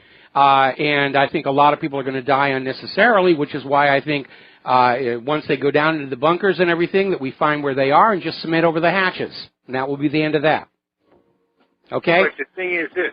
When you look at the militias and stuff like that, a lot of them are veterans and know how to fight. Know what they're doing. But they're still going to be hurt. They're going to be injured. They're going to be killed. It saves lives on our side to just cement over the hatches to the bunkers. Got to let you go here, Mark. We've got to take a break for commercials. We'll be right back.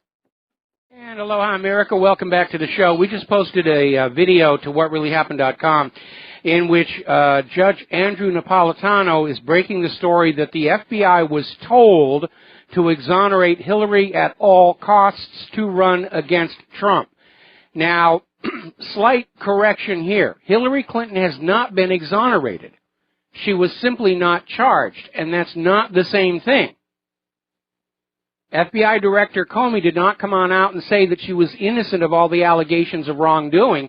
He simply said, we choose not to prosecute. And he admitted she had committed felony violations of Title 18. But if Hillary Clinton was taken down for any of her crimes, then Donald Trump becomes the president, and the narcocracy which has held this country under its control for 30 years starts to crumble. And that's why they are so desperate right now. Now, over in Charlotte, remember that shooting that's going on? There's a big argument over whether or not the person who was shot had a gun or not. The video is not very clear. But apparently the police group is accusing CNN of deceptive editing of the Charlotte shooting to make it look more like the police were bad and the victim was good. At this point, there's so much bovine excrement flying around, we don't really know what's going on. But there is a harsh reality out there. The death toll in U.S. police killings keeps going up. Now, contrary to the propaganda you're getting from Black Lives Matter, the police are actually killing almost twice as many white people as black. This came out of the Washington Post. And the reason for that, it's a little bit ill. The police are very concerned about negative publicity for shooting a black person, but they have no restraint when they're faced with a white suspect, and so they just haul off and pull the trigger because it's not getting any coverage in the corporate media. Now, I love this one. This is over in Thurmont. This is being reported by Oraz.com. The police ran a 2-month-long undercover drug operation where they had an undercover officer working at the Burger King. And the end result of this 2-month-long undercover drug operation was 5 grams of marijuana and 2 morphine pills. That was it. This is why the police and FBI like to set up patsies. It's a lot easier to get an arrest by entrapping people. Finding real criminals is very, very hard here. Now, there was another ugly incident over in Springfield, Massachusetts, where a narcotics detective was actually caught for threatening to kill and plant drug evidence on 2 teenagers. And because of his actions, a number of drug cases he was involved with are now in doubt because of his threat. I will plant drugs on you. This officer was suspended. He's not been fired. And that tells you an awful lot about what's gone wrong with the American police force. Now, here's another one. This is out of Louisiana. And apparently the police opened fire on a car, killing a 6-year-old boy. And they were claiming self-defense. Now, their story was that they thought there was a warrant out for this kid's father. It turned out there wasn't. And on examination, it turns out one of the officers, Norris Greenhouse, was having an affair with the father's fiancée. and may have just decided that it was going to be a lot easier for him to move in on the girl if the fiancé wasn't around any longer. The other officer involved in the shooting, Derek Stafford, spent a month in jail on rape charges in 2011, but was still retained as a working police officer. Zero accountability out there. Now then, not too long ago, there was a story that came on out that 500 million email accounts in Yahoo were hacked. And the story was out. Oh, it's Russia. It's Russia. Russia's doing it. Those darn Russians, they're hacking everything. Well, actually, Yahoo has been forced to backtrack and admit that they were running software. Yahoo was doing this. Built software to search all of its customers' incoming emails for U.S. intelligence officials. When questioned about this obvious Fourth Amendment violation, Yahoo said, "We are a law-abiding company." But remember this, when somebody says Russia's hacking our emails and Russia's hacking our elections, they get blamed for stuff that's being done by the U.S. And we know it isn't Russia that was committing all that fraud during the Democratic primaries. Because Hillary's people were caught on videotape engaging in various forms of election fraud. Now, apparently, Apple is dealing with a lot of problems right now. Sales for the new iPhone 7 are not doing very well. People are holding on to their older iPhones, like me. I think it's an iPhone 5. I forget. We don't have the money to buy the latest, greatest new whiz-bang every few years. And even worse, when it comes to PCs, nobody wants Windows 10. So the whole market is crumbling right now. And Apple is being hit with a proposed class action lawsuit over the iPhone 6 touch disease, where because of a design defect over time, that little touch screen will freeze up and not respond to any more commands. And obviously with the iPhone, if that touch screen isn't working, the phone is pretty much useless. Now, Apple's not the only one dealing with problems. It turns out the Samsung smartphones can be hacked due to some major security flaws. This is being revealed by an Israeli research firm. Now, is it me or is anybody else bothered by the fact that all these Israeli companies are hard at work learning how to break into phones and computers in other people's countries? Remember when it came on out, there was a for-hire DOS service out of Israel that hardwired their system so it couldn't be used against any computers inside Israel. Now, Microsoft has announced that they're dealing with that endless reboot problem with the latest Windows 10 update. They say they're going to have a solution soon. Really, just be patient. We know that your businesses can't operate and you can't do any work while the Windows 10 won't install, but just be patient and we'll have it to you. We're on the verge of correcting it. I think everybody who got hit by this, there ought to be another class action lawsuit for the lost productivity, the loss of income. I mean, if you have a business that's dependent on that computer system, like let's say you're in computer animation or visual effects or some other such thing, and you're dependent on that, you could go out of business. You could be sued for failure to deliver on your contracts. This is a major, major problem. To save Microsoft a few pennies, it's causing billions of dollars of financial harm to computer users. And I think a class action lawsuit is justified. We need to bring product liability back to computers and software. Now, back when computers were just starting out, when we had the Commodore VIC-20, which, by the way, is still working, just like that Commodore 64 that we were talking about the other day, has been working for 25 years in this auto shop doing automated balancing of tires. 25 years. Don't tell me they can't build a machine that lasts longer than 5 years.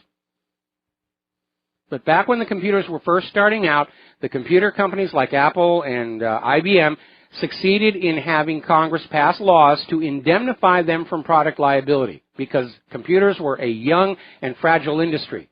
Well, they aren't anymore.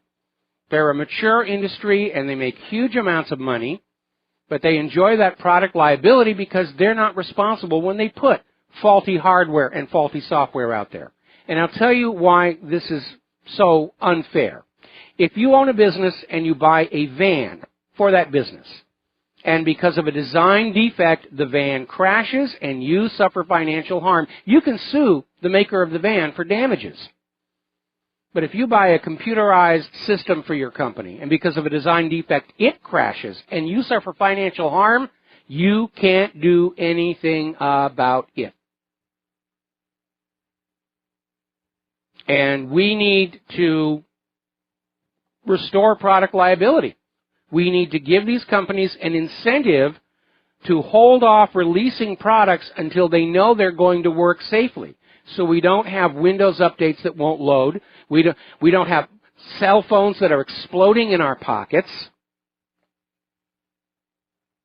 It's just ridiculous. And by the way, this kind of behavior of allowing companies to sell faulty products is a classic symptom of a fascist economy. So, let's talk a little bit about human-caused global warming. There's a lot going on here. The sun, once again, is totally blank. It's gone blank. No sunspots at all. And it's further indications we're heading into a new Maunder minimum and a new mini ice age. All this talk about human-caused global warming and carbon dioxide's to blame, and that huge ball of fusing hydrogen has nothing to do with it. It's all the fault of you humans. They're still out there trying to push that nonsense. Over in Fort St. John up in Canada, they kicked off October with a record snowfall. And apparently they received 23 centimeters of snow on October 1st. And the winter sports are underway. Winter has also arrived in central Montana. Huge amounts of snow there as well. British Columbia just got their first snowfall of the season. And it's arrived early. Now let's talk about what's going on down in Australia, because one of the things we've talked about when we talk about ClimateGate is how many of these alternative energy schemes were just that, where they were put together hastily, they were subsidized with taxpayer dollars, and a lot of people made a lot of money, and what they finally delivered really didn't work out very well. Here in the United States of America, they were putting up windmills all over the place. The windmills were supposed to have a 25-year lifespan. They started failing after 5 years, and in the meantime, the company that was making those wind turbines went out of business, so there are no more spare parts. So these things are just sitting there, taking up room.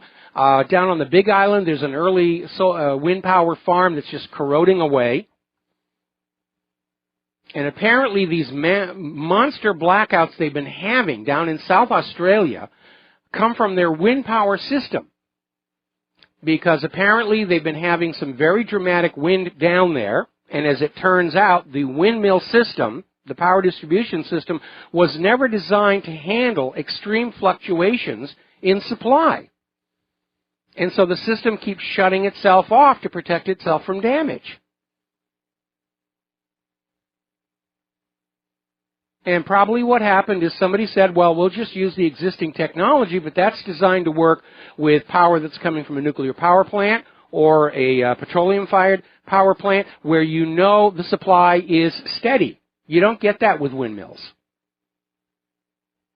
And it's another epic disaster. And I remember when they first set that up where we're totally fossil fuel free. Excuse me. And it's just not working out. Now, James Lovelock is called by many people the godfather of green. And he's now backtracked on it. He's already, in 2012, he's saying, I made a mistake. And he's saying this climate change religion is bunk. This climate alarmism over human-caused global warming, he's saying it's not even remotely scientific. One volcano can make more difference to global warming than all the humans on planet Earth ever could. And he acknowledges the computer models are unreliable because they're designed to produce a desired result that can be shown to you on TV to say, the world is warming, it's your fault, you have to pay a carbon tax. He says the global warming people have behaved deplorably, which means I guess they're going to vote for Donald Trump. And anyone who thinks they can predict more than 5 or 10 years into the future is being an idiot. So here we have one of the founding people of that whole green environmental movement saying it really can't be done. All right, let's start taking phone calls here. Steve in California, aloha, welcome to the show. What's on your mind? I've got a computer tech question for you. Now, correct me if I'm wrong, but if the government or hackers could break into your computer, go through the back door because of the software vulnerabilities, they could also go in and snoop, but they could also place items in your computer to incriminate you for things you have not done. Yeah, that's actually happened. That's actually happened. There was a guy up in Canada who was breaking into people's computers and planting child porn and then reporting them to the authorities. And the Canadians take child porn very seriously, as they should. And he ruined a lot of lives, and then ultimately the last I heard was the Canadians got wise to him and discovered that, you know, he was the source of all the child porn, and they put him in jail. But yeah, anybody who's involved in the truth movement, you have to continuously be rescanning your own servers in your own computer all the time to make sure that nothing alien has been put in there. And that means having all of your logs running and look for logins and FTP access to your servers that occur at times when you know you weren't doing it. You have to be very, very vigilant. That was my question to you. Are there any programs out there that will notify you if somebody is trying to get in your computer or placing things in your computer? So basically you just want to do scans on your computer quite often to check your files, right? Yes, I do. And I don't know about any off-the-shelf programs that are out there. Basically, I've wound up having to write my own, which gives me the advantage that the bad guys don't know exactly what it is I'm doing to protect my systems. And that keeps them confused and earning their money. Good. Well, I thought if they could snoop, they could also place stuff in there and you know, set you up for whatever they want to get you out of the system, you know, of telling the truth. Not like people like you and other people like John Stadmiller has to worry about, you know, I mean, people doing that. Well, it's a very real concern. It could be used to publicly smear us, but I think there have already been a couple of court cases where evidence found on a computer, they're saying, we don't know that the owner of the computer did it. We can't know that because of this problem of hacking and NSA break-ins and everything. There's a reasonable doubt. Got it. Hey, thanks, Michael. All right, thank you very much. Here, we're going to start with Alan in Australia. I'm probably going to have to take you through. We lost Alan? Yeah. Okay, we lost Alan. All right, who's calling in to talk about the power story? Okay, moving on here. There is now talk about putting the bumblebee on the U.S. endangered species list. And the fingers are still pointing over just what the heck happened to this essential part of the food chain. We're going to take a break for commercials. We'll be right back. And aloha, America. Welcome back to the show here. And before we get back to the science and health news, a little footnote. As I mentioned earlier, Julian Assange's protectors are out there trying to sell the idea that Assange himself never said he was going to release anything this week. The media made it up, and then they're attacking Julian Assange for not keeping the claim the media did. And on this one YouTube channel, I posted the link to Julian Assange's interview in which he promised he was going to release this stuff by the first debate and failed to do so. And it was followed with a huge bunch of replies from people saying, oh, no, that's just, no, Assange, you can't wait on, you know, Assange is going to come through, Assange will be there. And I went to put a response to that about the document dump from Gucci for 2.0 and how damaging it is to the Clinton Foundation, and I've been blocked from posting on YouTube. So I think what's happened is they're realizing they just burned one of their best assets, and they don't know what to do about it. But again, as far as I'm concerned, Assange is totally discredited. Anybody who is waiting for him to come up with something that's damaging against Hillary Clinton is wasting their time. You pay attention to what Gucci for 2.0 just put out there. The fact that the Clinton Foundation was getting a piece of those TARP grants at your expense, that is major. And we got to make a stink about that. Now, before I went to the commercial break, I was starting on this story where the bumblebee is being proposed for the U.S. endangered species list. And apparently this has to do with the mosquito eradication in South Carolina, which went horribly wrong and has devastated the indigenous bee population. Now, this is very important because if you are a natural organic farmer, those bees are essential to your crop continuing year after year because they act as the pollinators. And if the bees are gone, the food chain collapses and we would all be dependent on those GMO seeds Monsanto is putting on out. Now, they're still pointing fingers back and forth over what happened to the bees. First, they blamed a mite. Then they tried to blame cell phone radiation from the towers. Except that cell phones have been around for a very, very long time. And the bee population started to decline. Colony collapse disorder began at the same time GMO plants started being farmed. And there was an article in the journal Nature from some years back in which they reported the pollen from GMO plants was harmful to benign insect species.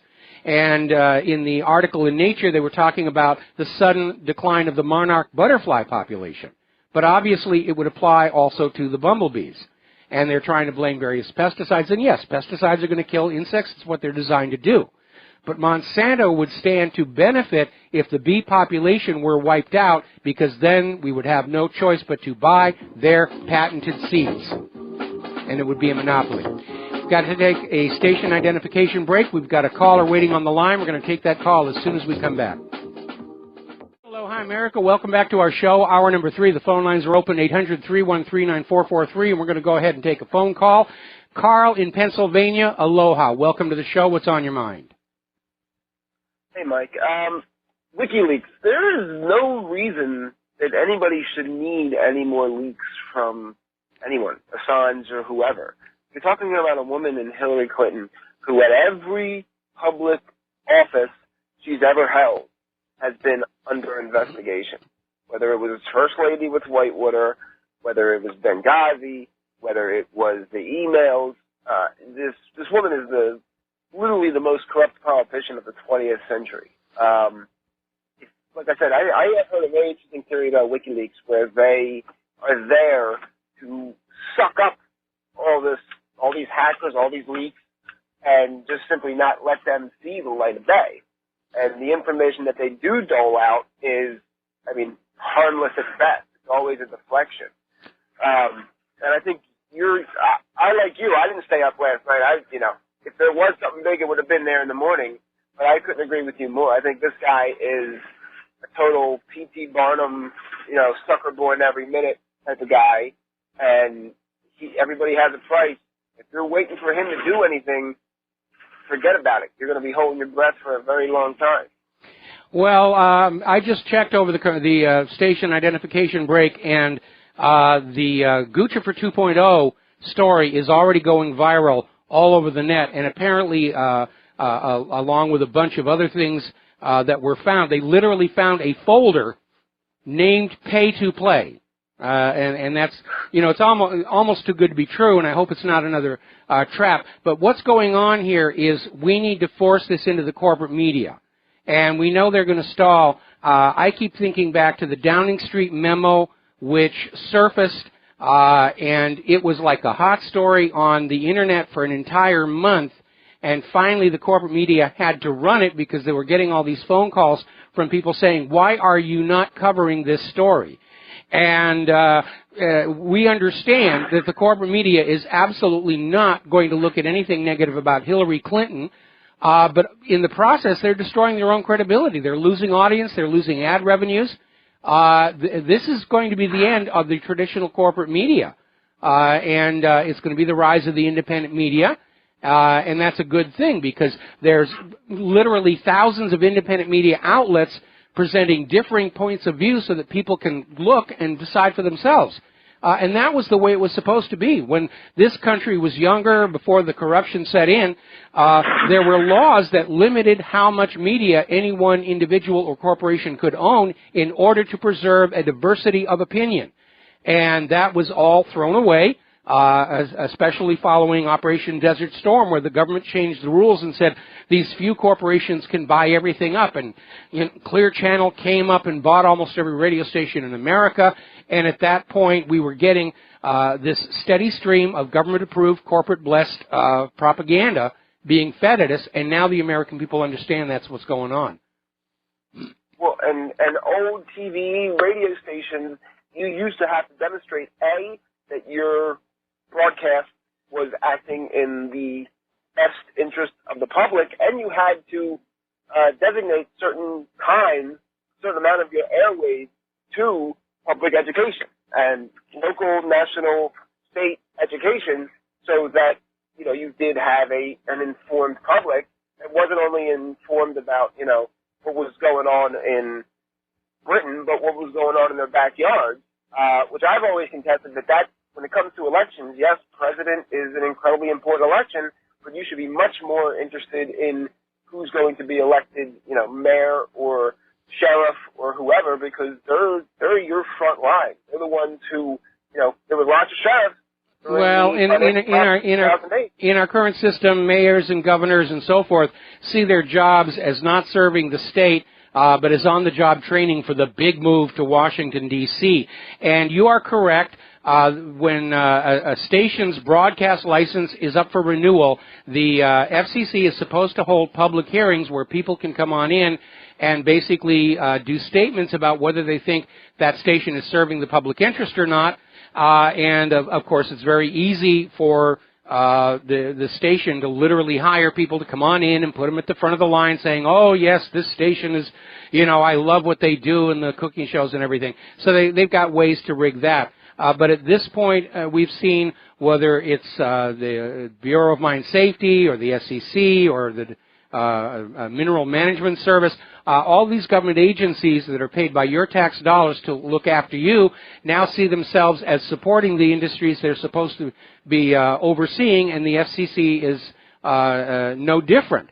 They're there to support this giant corporate-owned media empire against troublemakers who might say, hey, you lied to us about Saddam's nuclear weapons. Yeah, last thing, Deutsche Bank. People I don't think they understand the gravity of the situation with Deutsche Bank, where when that bank goes, and we know it's going to go, it's going to make Lehman Brothers look like, the closing of your local credit union. That bank does more business and holds more assets, quote unquote, than any other bank on the face of the earth, which I think, except for maybe one in Saudi Arabia, but don't quote me on that. When Deutsche Bank goes, there's going to be an economic domino effect that will cripple this world if the underlying structure of it isn't changed for maybe a quarter century. We're talking 25 years of a massive depression. Well, right now my understanding is that Deutsche's derivatives exposure is currently standing at 13 trillion with a T euros, and that's probably the reason why Merkel refused to do a government bailout. They just don't have that kind of money, and that's really where the failure of private central banking comes in, because the debt exceeds the value of the entire planet, and it's just gotten completely out of control.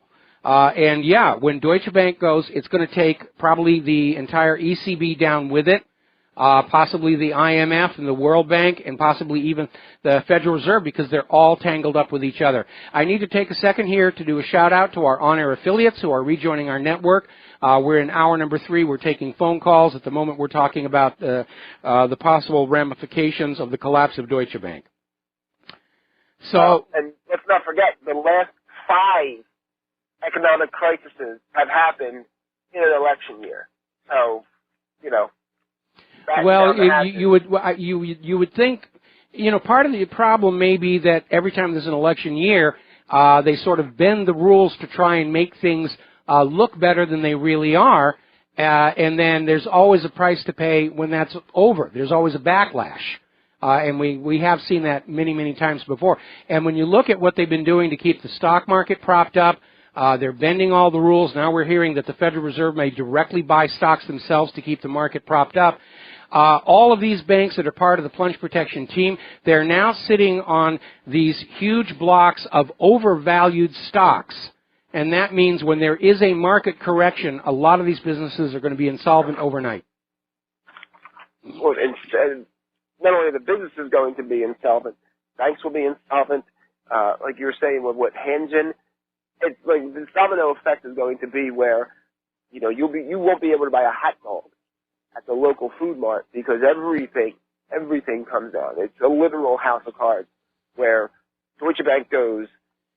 That may very well be the reason the German government 2 weeks ago started advising the German people to start stockpiling food and water. It may be because they know Deutsche is coming down, or they may be looking at this inexorable rush by the U.S. to get a war going with Russia, and like big mistake number one and big mistake number two, a lot of it's going to be fought on European soil, and they can't be happy about that. Absolutely not. Well, I'll let you go, Mike. Thanks very much for the time. All right, thank you very much. We're going to switch over to Alex in San Antonio. Aloha. Welcome to the show. What's on your mind? Alex, there you are. Okay. Yes, hi. Yeah, I was calling because I was going to ask you a question regarding illegal immigration.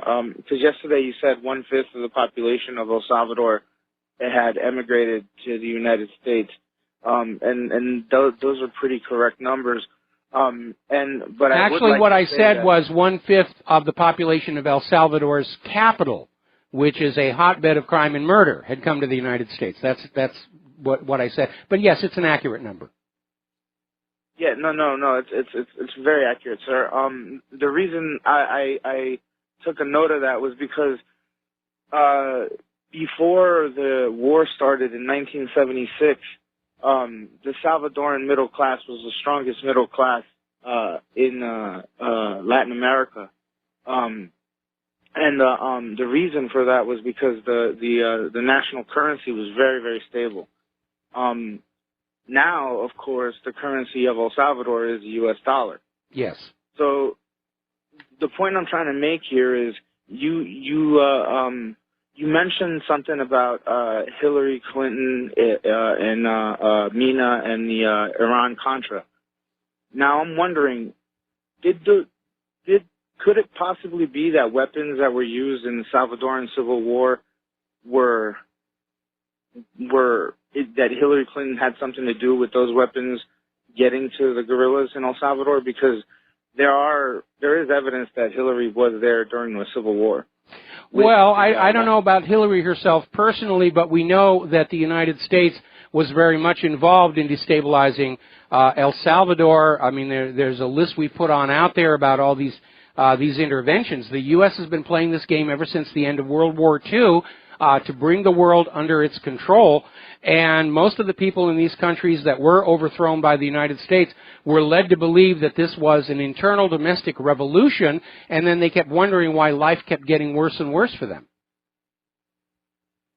Well, see, and that was my question, because you know, now you got Hillary, you know, shipping guns to ISIS.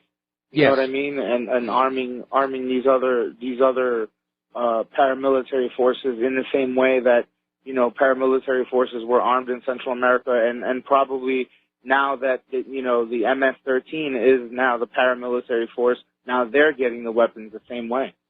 Well, MS-13, I don't know about being a paramilitary force, but they're definitely one of the most violent drug-connected street gangs, and they're pouring into this country. We had a story yesterday where MS-13... They're all over Latin America. Yeah. Oh, it's a huge, very, very dangerous gang. Even the Chinese Tongs are afraid of these people. Very true. Which is why I say, like, you know, you mentioned the narcocracy. I mean, that's what Central America is. It's a corridor for all that drug. You know, so I mean,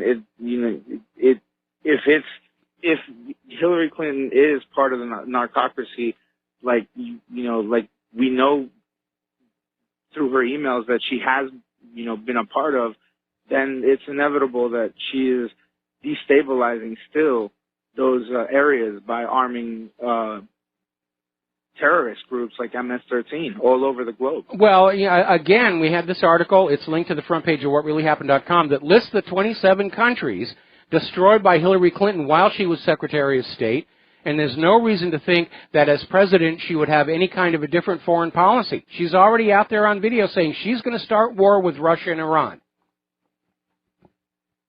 Yeah, absolutely. I definitely agree. Thank you, Mike. I appreciate it. You have yourself a great day. All right, thanks an awful lot for the phone call. We're going to let you go here. Now, getting on back to the science and health news. Story coming on out of governmentslaves.info. Contrary to the propaganda that you get from the CDC and the corporate media, there are 30 scientific studies, peer-reviewed, proving vaccines are linked with autism. These papers date back to 1943. And the entire case that there is no link rested on that one study by the CDC, and one of the authors of that study went public and said it was a fraud. They cherry-picked the data to get the result they wanted to protect the profitability of the vaccine industry. We literally live under a government that is willing for you to be sick or even dead to boost corporate profitability. And that's something you should think about when you go to the doctor and they're waving a needle at you, because they're the front line of this medical industrial complex whose profits go up when you get sick. So why should you trust what's in that needle that they want to stick into your arm? Now, we've been talking about vaccines and vaccine dangers for a long time, and one of the issues we keep raising is a problem with what are called the reduced potency pathogens. And that's where they'll take a live pathogen and they will chemically damage it to weaken it, put it in a vaccine with a bunch of adjuvants, and the theory is that they will inject you with it. The adjuvants will provoke an immune response. Your immune system will recognize the pathogen even though it is relatively harmless and develop antibodies to it. There's only one problem. A lot of these attenuated pathogens return to full potency once they're administered. And this has happened with the measles and mumps vaccines, and it happened with the oral polio vaccine. And they're still basically trying to cover that up, because since the introduction of the oral polio vaccine, kids are coming down with what certainly looks like polio, but it's being described as non-polio paralysis. It's polio-like, but rest assured it can't be polio because these kids all had the vaccine. And so far we have more than 100 children paralyzed across the United States with little hope of recovery. If you're my age, you remember those pictures of the iron lungs these kids spent their lives in to be able to breathe. And doctors are warning there's now a new surge in cases of this mysterious polio-like illness. But they're constrained from actually saying, maybe we made a mistake. They don't like to do that. Now, as if the people in Flint, Michigan did not have enough problems with their lead-contaminated water supply, apparently there's all of a sudden this county-wide outbreak of a highly contagious gastrointestinal illness. And there's, more than half of the entire county cases have been in Flint. They don't know how it's being transmitted. But again, we have a government that takes your money and is unconcerned with your welfare. They let the water systems deteriorate. Remember Erin Brockovich? She's now out there discovering that a lot of America's water systems not only have lead contamination, they're contaminated with hexavalent chromium. This is the chemical that Erin Brockovich discovered out in that landmark lawsuit against PGP out in California. And it is highly toxic. It is carcinogenic. And it was in the water supply at this town in California, Hanley, I think it was. And now she's saying it's showing up in the water supplies across the country. It's being used by corporations. It's getting into the water supply, and nobody seems to care. We don't have safe drinking water. Well, if you want safe drinking water, go and buy it from Nestle. We've got better things to do. It's the attitude of the government. Now, the United Nations has just categorized antibiotics in the food system as a crisis. And they're saying that basically this overuse of antibiotics in the food system is leading to the rise of these antibiotic-resistant illnesses that can lead to things such as heart disease. And the reason they pump antibiotics into the food system is because of factory farming, where the animals are just jammed together in these cages, and in order to prevent them from infecting each other, they're loaded up with antibiotics, which remain in the food and dairy products after the animal is harvested. And it is a major problem. So, Tyson has now recalled their chicken nuggets due to the presence of hard white plastic. They've recalled more than 130,000 pounds of the pre-cooked breaded delights because of this contamination. They don't know where it came from. One of the areas of concern we all have to be looking at is the idea of food fillers. I'll talk about that when we come on back. Aloha America, welcome back to our show here, and as I was mentioning before the commercial break, an issue that more people need to be aware of are fillers in food, because we're running out of safe, healthy food. Between the GMO disaster, the Deepwater Horizon toxifying the Gulf of Mexico, Fukushima toxifying the Pacific, finding enough safe, clean, healthy food for the human population is very, very difficult, and more we see the government allowing food companies to add more non-nutritive fillers to food, and you've got to be very careful about reading those packages, because there's stuff in there to give them bulk that's not very good for you, and in some cases can actually be harmful. And it's a growing problem. All right. Let's take a phone call. Tom in Florida. Aloha. Welcome to the show. What's on your mind? Good day. Good day, Michael. How are you? Yes, I want to talk about what I saw today on the news, and I heard yesterday on The Savage talking about Danny Williams, Bill Clinton's illegitimate son. I just want to know if that's really factual, because Drudge reported on it, and basically they were talking about this kid, he's 30 years old now. He wants to take a DNA with the blood from Clinton, not the saliva, but actually do the blood. And Bobby Ann Williams, I guess, wants this kid to know that he is the half brother of Chelsea or whatever. I just want to know what the real fact is, and I also want to know Michael. What about this Kathleen Willis who keeps saying that Bill Clinton raped her? How come Bill Clinton's not suing her for defamation? Why is Bill Clinton not suing and Hillary suing this woman for defamation of character after she keeps constantly accusing Bill Clinton? Okay, let's slow down there, partner. Let's back up here a little bit. First of all, I did a story on Danny Williams years ago, and when you look at pictures of him when he's a lot younger, the resemblance to Bill Clinton is very much there.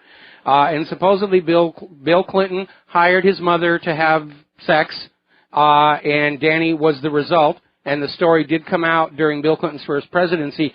At that time, the Clintons claimed there'd been a DNA test that had cleared Bill of any paternity. But again, these things are easy to falsify, because one of Bill Clinton's key assets was his pet medical examiner, Fahmy Malik, who was always called on to look at these very suspiciously dead bodies around the Mena airport and so forth and so on. So I think there's credibility. I didn't do much about it because I tend to do hands-off on the kids and the family. If Danny Williams is Bill Clinton's son, he's still not related to Chelsea, because Chelsea's father was Webb Hubbell. And again, before she had her cosmetic surgery, the resemblance was very, very stunning. But now that Hillary Clinton is entering public life, we can talk about it. Back when she was still a little kid, it was kind of a hands-off subject. But yeah, that was definitely what was going on. The reason Bill Clinton didn't sue Kathleen Willey for defamation is he didn't want this thing getting any more press attention than it was, because at that point, his philandering was a major problem. Now, looking at their histories, it seems like Bill and Hillary Clinton's partnership was for politics and business, and they each kind of went their own way in terms of bed partners. Hillary Clinton and Vince Foster were rumored to be lovers. And there are couples who are like that. They have an open relationship. So I'm really not going to get on that case too much. But in terms of suing for defamation, every decision is always made in terms of its political cost. And the goal of the Clintons was to keep all of this stuff out of the media. So Hillary would demonize all of these women, make them look like cheap sluts. And she even had the help of 60 Minutes. We have CBS. Absolutely. Yeah, we have Don Hewitt, the executive producer at 60 Minutes at the time, on video admitting 60 Minutes edited their segment on Jennifer Flowers to make her look like she was an opportunist and help Bill Clinton win the nomination. And that's what 60 Minutes is really all about. They've unfortunately declined a long, long way from the days when they were blowing the whistle on Brown and Williams tobacco. But that's been the way the corporate media has been going. So, Michael, real quick. Michael, I want to say this. I'd like to say this. Why Hillary never repudiated that Bill Clinton was having sex with Bobby Ann Williams, and Bill Clinton never repudiated that he was having sex. He admitted that he was having sex with her. Same with Monica Lewinsky. Monica, I don't know if she's related to Sal Lewinsky, but that whole thing turned out to be a real weird situation. Okay, all right. We have to let you go. We have to let you go. We got a commercial break. I'm sorry. And, we got to follow a straight line here. We'll be right back. And aloha, America. Welcome back to the show here. And before we take this next phone call, I just got an email from one of our listeners down in Kona on the Big Island, and apparently they have a regular ongoing Trump sign waving there in that town just south of the Lowe's Hardware, starting at 10:30 every Wednesday. And this individual is saying that as far as he can see, there are 10 Trump sign waivers out there for every one Hillary sign waiver. And this is consistent with the numbers we're seeing at the rallies. It's consistent with the numbers that we're seeing with the online polls that are not connected with the corporate media. In an honest election, there is no question Donald Trump would be winning by a landslide. By the way, speaking of Hillary Clinton, her minions are already fanning out across the internet trying to claim this latest document dumped by Gucci for 2.0 is bogus, it's a lie, it's Donald Trump, it's the Russians, it's all the rest of the stuff. And by the way, if Hillary was talking about drone striking Julian Assange, it had to be a joke because Hillary would never do anything like that. Blah, blah, blah. You can almost smell the panic in the air. All right, let's go back to the phones here. Werner in New Brunswick, aloha. Welcome to the show. What's on your mind? Yeah, good evening, Mike. Good evening. You mentioned earlier about vaccinations. Yes. And contaminated vaccines and all the, basically, the consequences. I remember there about 50 years ago, there was something that happened in Brazil, in one of the backward towns there in the jungle. They were producing their own rabies vaccine. Yes. And what happened? They didn't monitor it close enough, and there were still live rabies viruses in there, and 80 human beings were caged up in cages. They got rabies. Oh boy, that's bad. Well, one of my favorite theory for the origin of the HIV virus, which may or may not be linked to AIDS. Everybody was in a rush to get patentable product out of all of this stuff. This goes back to the smallpox vaccination campaign in Africa. And rather than import vaccines that were made in modern equipped laboratories, they literally set up shops in Africa that were little more than glorified huts, and they were taking blood from cows with cowpox, and they were culturing it on sheep livers. And as it turned out, the cows also had bovine leukemia, and the sheep were suffering from the sheep Visna virus. And in that whole culturing environment, it's a perfect environment for spontaneous fusion of viral material. And the HIV virus does bear structural similarities to both the bovine leukemia and sheep Visna viruses. And I think that's where it came from. It was a horrible accident. because they were taking shortcuts and it was being very, very reckless. But one of the issues I have with vaccines, we know that people like Bill Gates are out there saying that vaccines should be used to sterilize humans to reduce the population. And there have been all of these incidences where vaccine campaigns in the third world get exposed as actually sterilizing women rather than curing any kind of a disease. A couple of scandals came out of Kenya. World Health Organization was caught up in all of this nonsense. How about an opportunity for some lawyers to launch class action lawsuit against Bill Gates and the drug companies? Well, I mean, you know, Bill Gates has got enough money to keep things in court until after he dies, and because of that sovereign immunity issue, it's very hard to sue the government, but, you know, the government may have just thrown that away, because with this idea that sovereign immunity no longer applies in the case of war or acts of terror, covert sterilization of somebody's population, I think qualifies as an act of war. And so the places like Kenya could sue the U.S. government over these bogus vaccine campaigns. Basically a genocide. Yes.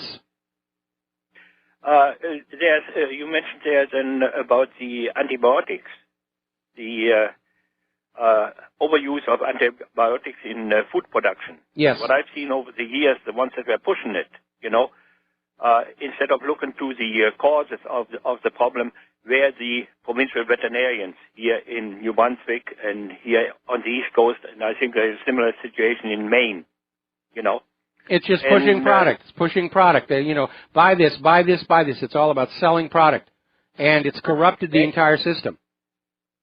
And this is linked into the pension funds and private investment portfolios of those in government. Massive conflict of interest all over the place. Yes, very much so. There's basically a big storm, a giant storm being brewing, you know, in the financial sector and about, you know, bankruptcy of one country after another. Well, you know, there's another storm brewing, and that is, of course, these superbugs, these antibiotic-resistant infections, and apparently it's a big cause of death in the hospital.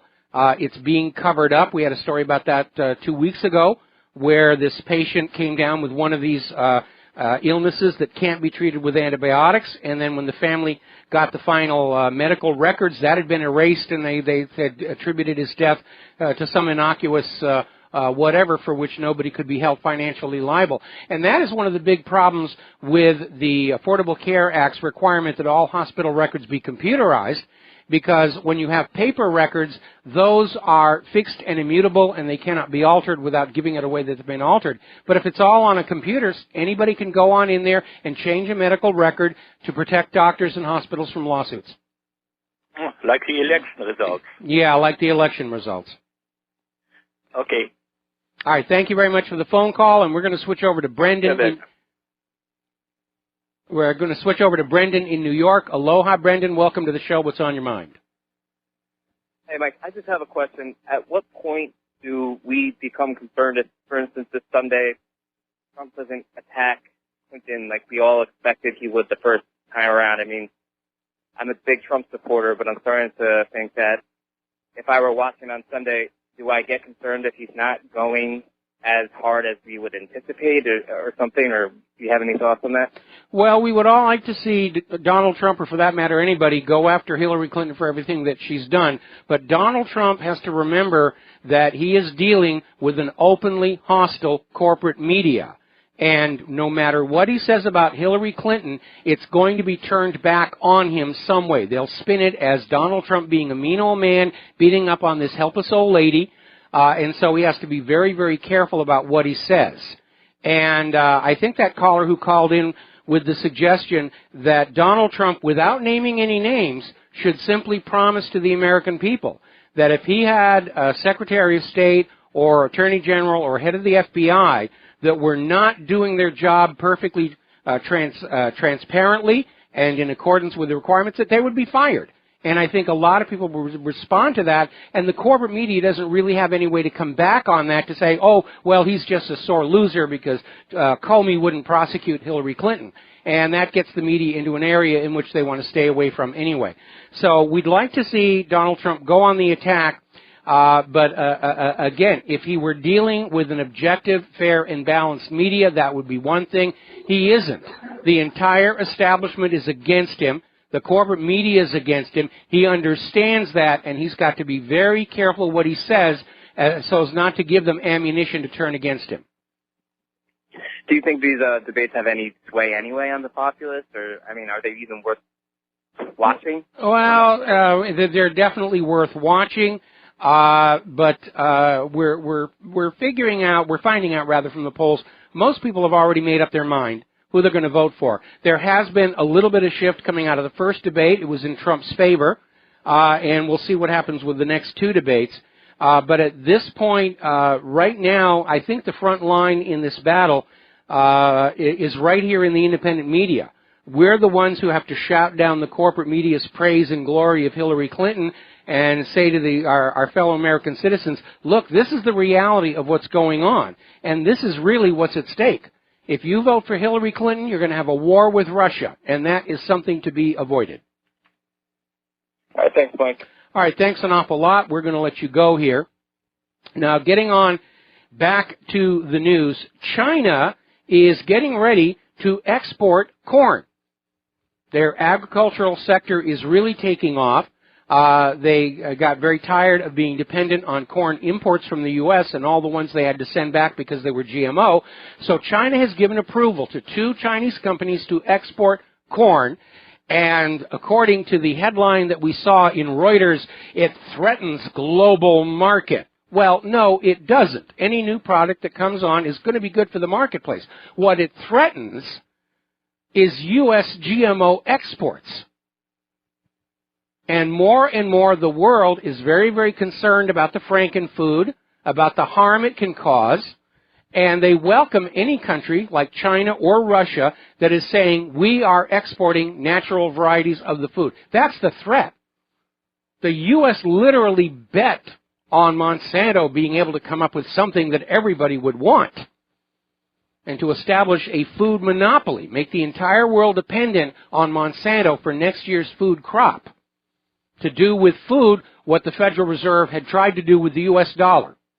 Everything goes through the U.S. dollar. Everything goes through Monsanto. That's how control is maintained.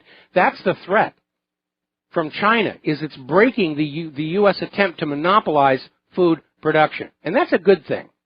We used to actually have laws in this country against monopolies. Now, as you know, Bayer is acquiring Monsanto, and they're saying that they are thinking seriously about a change of name to their subsidiary to get away from all the negative reputation the name Monsanto brings with it. So they're going to rename it Fluffy Bunnies or something like that, a GMO rose by any other name. And that is all too often how corporations fix problems. They'll change their name and say, oh, all those problems, that company doesn't exist anymore. This is a whole new company. See, we put a new sign above the door. And they go back to doing the same thing. Now, as you know, there are farmers who are suing Syngenta over GMO corn. And it had to do with the fact that Syngenta, back in 2014, started selling new seed varieties to farmers that were not approved by China. And these farmers thought they were buying corn that could be exported to China. That was their business. And these varieties of corn contaminated U.S. corn exports, and China imposed a trade ban on corn imports in 2013. And we're talking about millions of dollars in losses for domestic corn growers. Some of them are on the verge of losing their farms.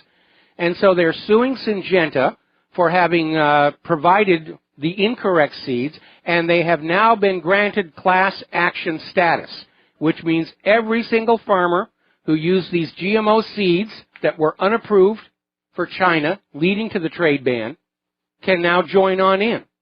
And they ought to. We have got to rein in this reckless, out-of-control corporate behavior. Nobody has a problem with wanting to make money. But the proper way under capitalism to make money is to make a good product other people want to buy. Not put out shoddy, dangerous products and then rely on transoceanic trade pacts to force other countries to buy your products. Now, down in Latin America, scientists, including Nobel laureates, are coming forward to say that Bill Gates' golden rice is a complete and total failure. It's another GMO product. I guess it's the Windows 10 of rice. It was supposed to be more nutritious, able to grow in harsher climates. It's failed on all of those. It is deficient in key nutrients. It is less nutritious than natural rice, and as it turns out, it is not as resistant to adverse environmental conditions. It was just another whiz-bang product that was marketed out there, and they're turning their backs on that. And they should. We need to go back to an environment where good products are rewarded with purchases and bad products are punished with bankruptcy for the company. Not have corporations putting out cruddy products and then lobbying Congress to make them mandatory. That's fascism. Now, the U.S. House of Representatives passed a bill to provide $622 million to fight the Zika virus. And a lot of people are making money off of this, but mosquito experts are saying there really isn't an emergency. Chris Barker, a PhD, a mosquito-borne virus researcher at the University of California at Davis, is saying the risk for Zika actually setting up transmission cycles in the continental U.S. is near to zero. And he's saying that there are more dangerous diseases that should be addressed, like dengue fever and chikungunya. But Zika is the buzzword, and everybody's making money off of that. And as we were talking about before, the spraying for the Zika mosquitoes is devastating the honeybees. It's just all about pushing the product. And remember, the governor of Florida was discovered to be financially linked in with the company that got the contract to eradicate the mosquitoes. They're making money. They're making money. And to heck with the long-term consequences. That's another indicator we are close to the end here, close to the collapse. Nobody's thinking 5-10 years in the future, because they're all thinking 5-10 years in the future, this isn't going to be here anymore. Let me grab all the silverware and head for the Cayman Islands as quickly as I can. Now, over at ProPublica, they have a website called Dollars for Docs, in which you can go in and enter your doctor's name to find out how much they're being influenced by gifts coming from Big Pharma. And I was rather surprised to find out that the doctor who had been my primary care provider during my bout with pneumonia a while back was getting all these free trips to conferences and all these other goodies. And it does corrupt the system. It's a conflict of interest. And it's great that ProPublica has come on out with this resource so you can decide for yourself if your doctor is really thinking first and foremost about your care, or are they simply pushing the products of a big pharmaceutical corporation that gave them lots of goodies? Because the two are not necessarily compatible in terms of what is the best care for you. We'll be right back after these words from our sponsors. And aloha, America. Welcome back to our show. Last segment of our program today. We're going to take one more phone call today. Sherry in Washington State. Aloha. Welcome to the show. What's on your mind? On my mind is that I can't get this message out because I don't know how to use computers. So I'm just going to say, to tell Trump we don't want the oil, we want the Muslims gone. We want Obama and Michelle to quit bombing black lives in Libya and Syria. They matter. And we want Governor Ventura to help Trump to save the earth. And Johnson is creepy. And that's all I have to say. All right. Well, thank you for the opinion there, and we're going to let you go here. Got another story that's just now breaking. The Department of Justice had filed charges against an arms dealer it had accused of selling weapons to the Libyan rebels. And lawyers for the Justice Department have now filed a motion to drop the case against the arms dealer, an American named Mark Turi, because had this gone to trial, it would have brought more scrutiny on Hillary Clinton's emails regarding what was happening in Libya, and it would have exposed CIA agency attempts to arm the rebels fighting Muammar Gaddafi. So in order to protect that cover-up, they're just letting this guy go scot-free.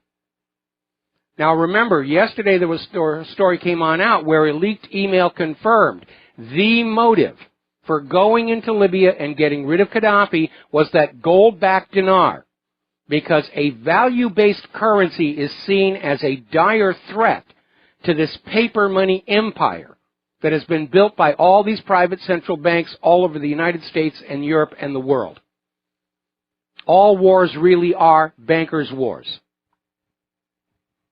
And just like they let Hillary off the hook for all of her crimes, they let this arms dealer off the hook for his crimes, clearly in violation of the law.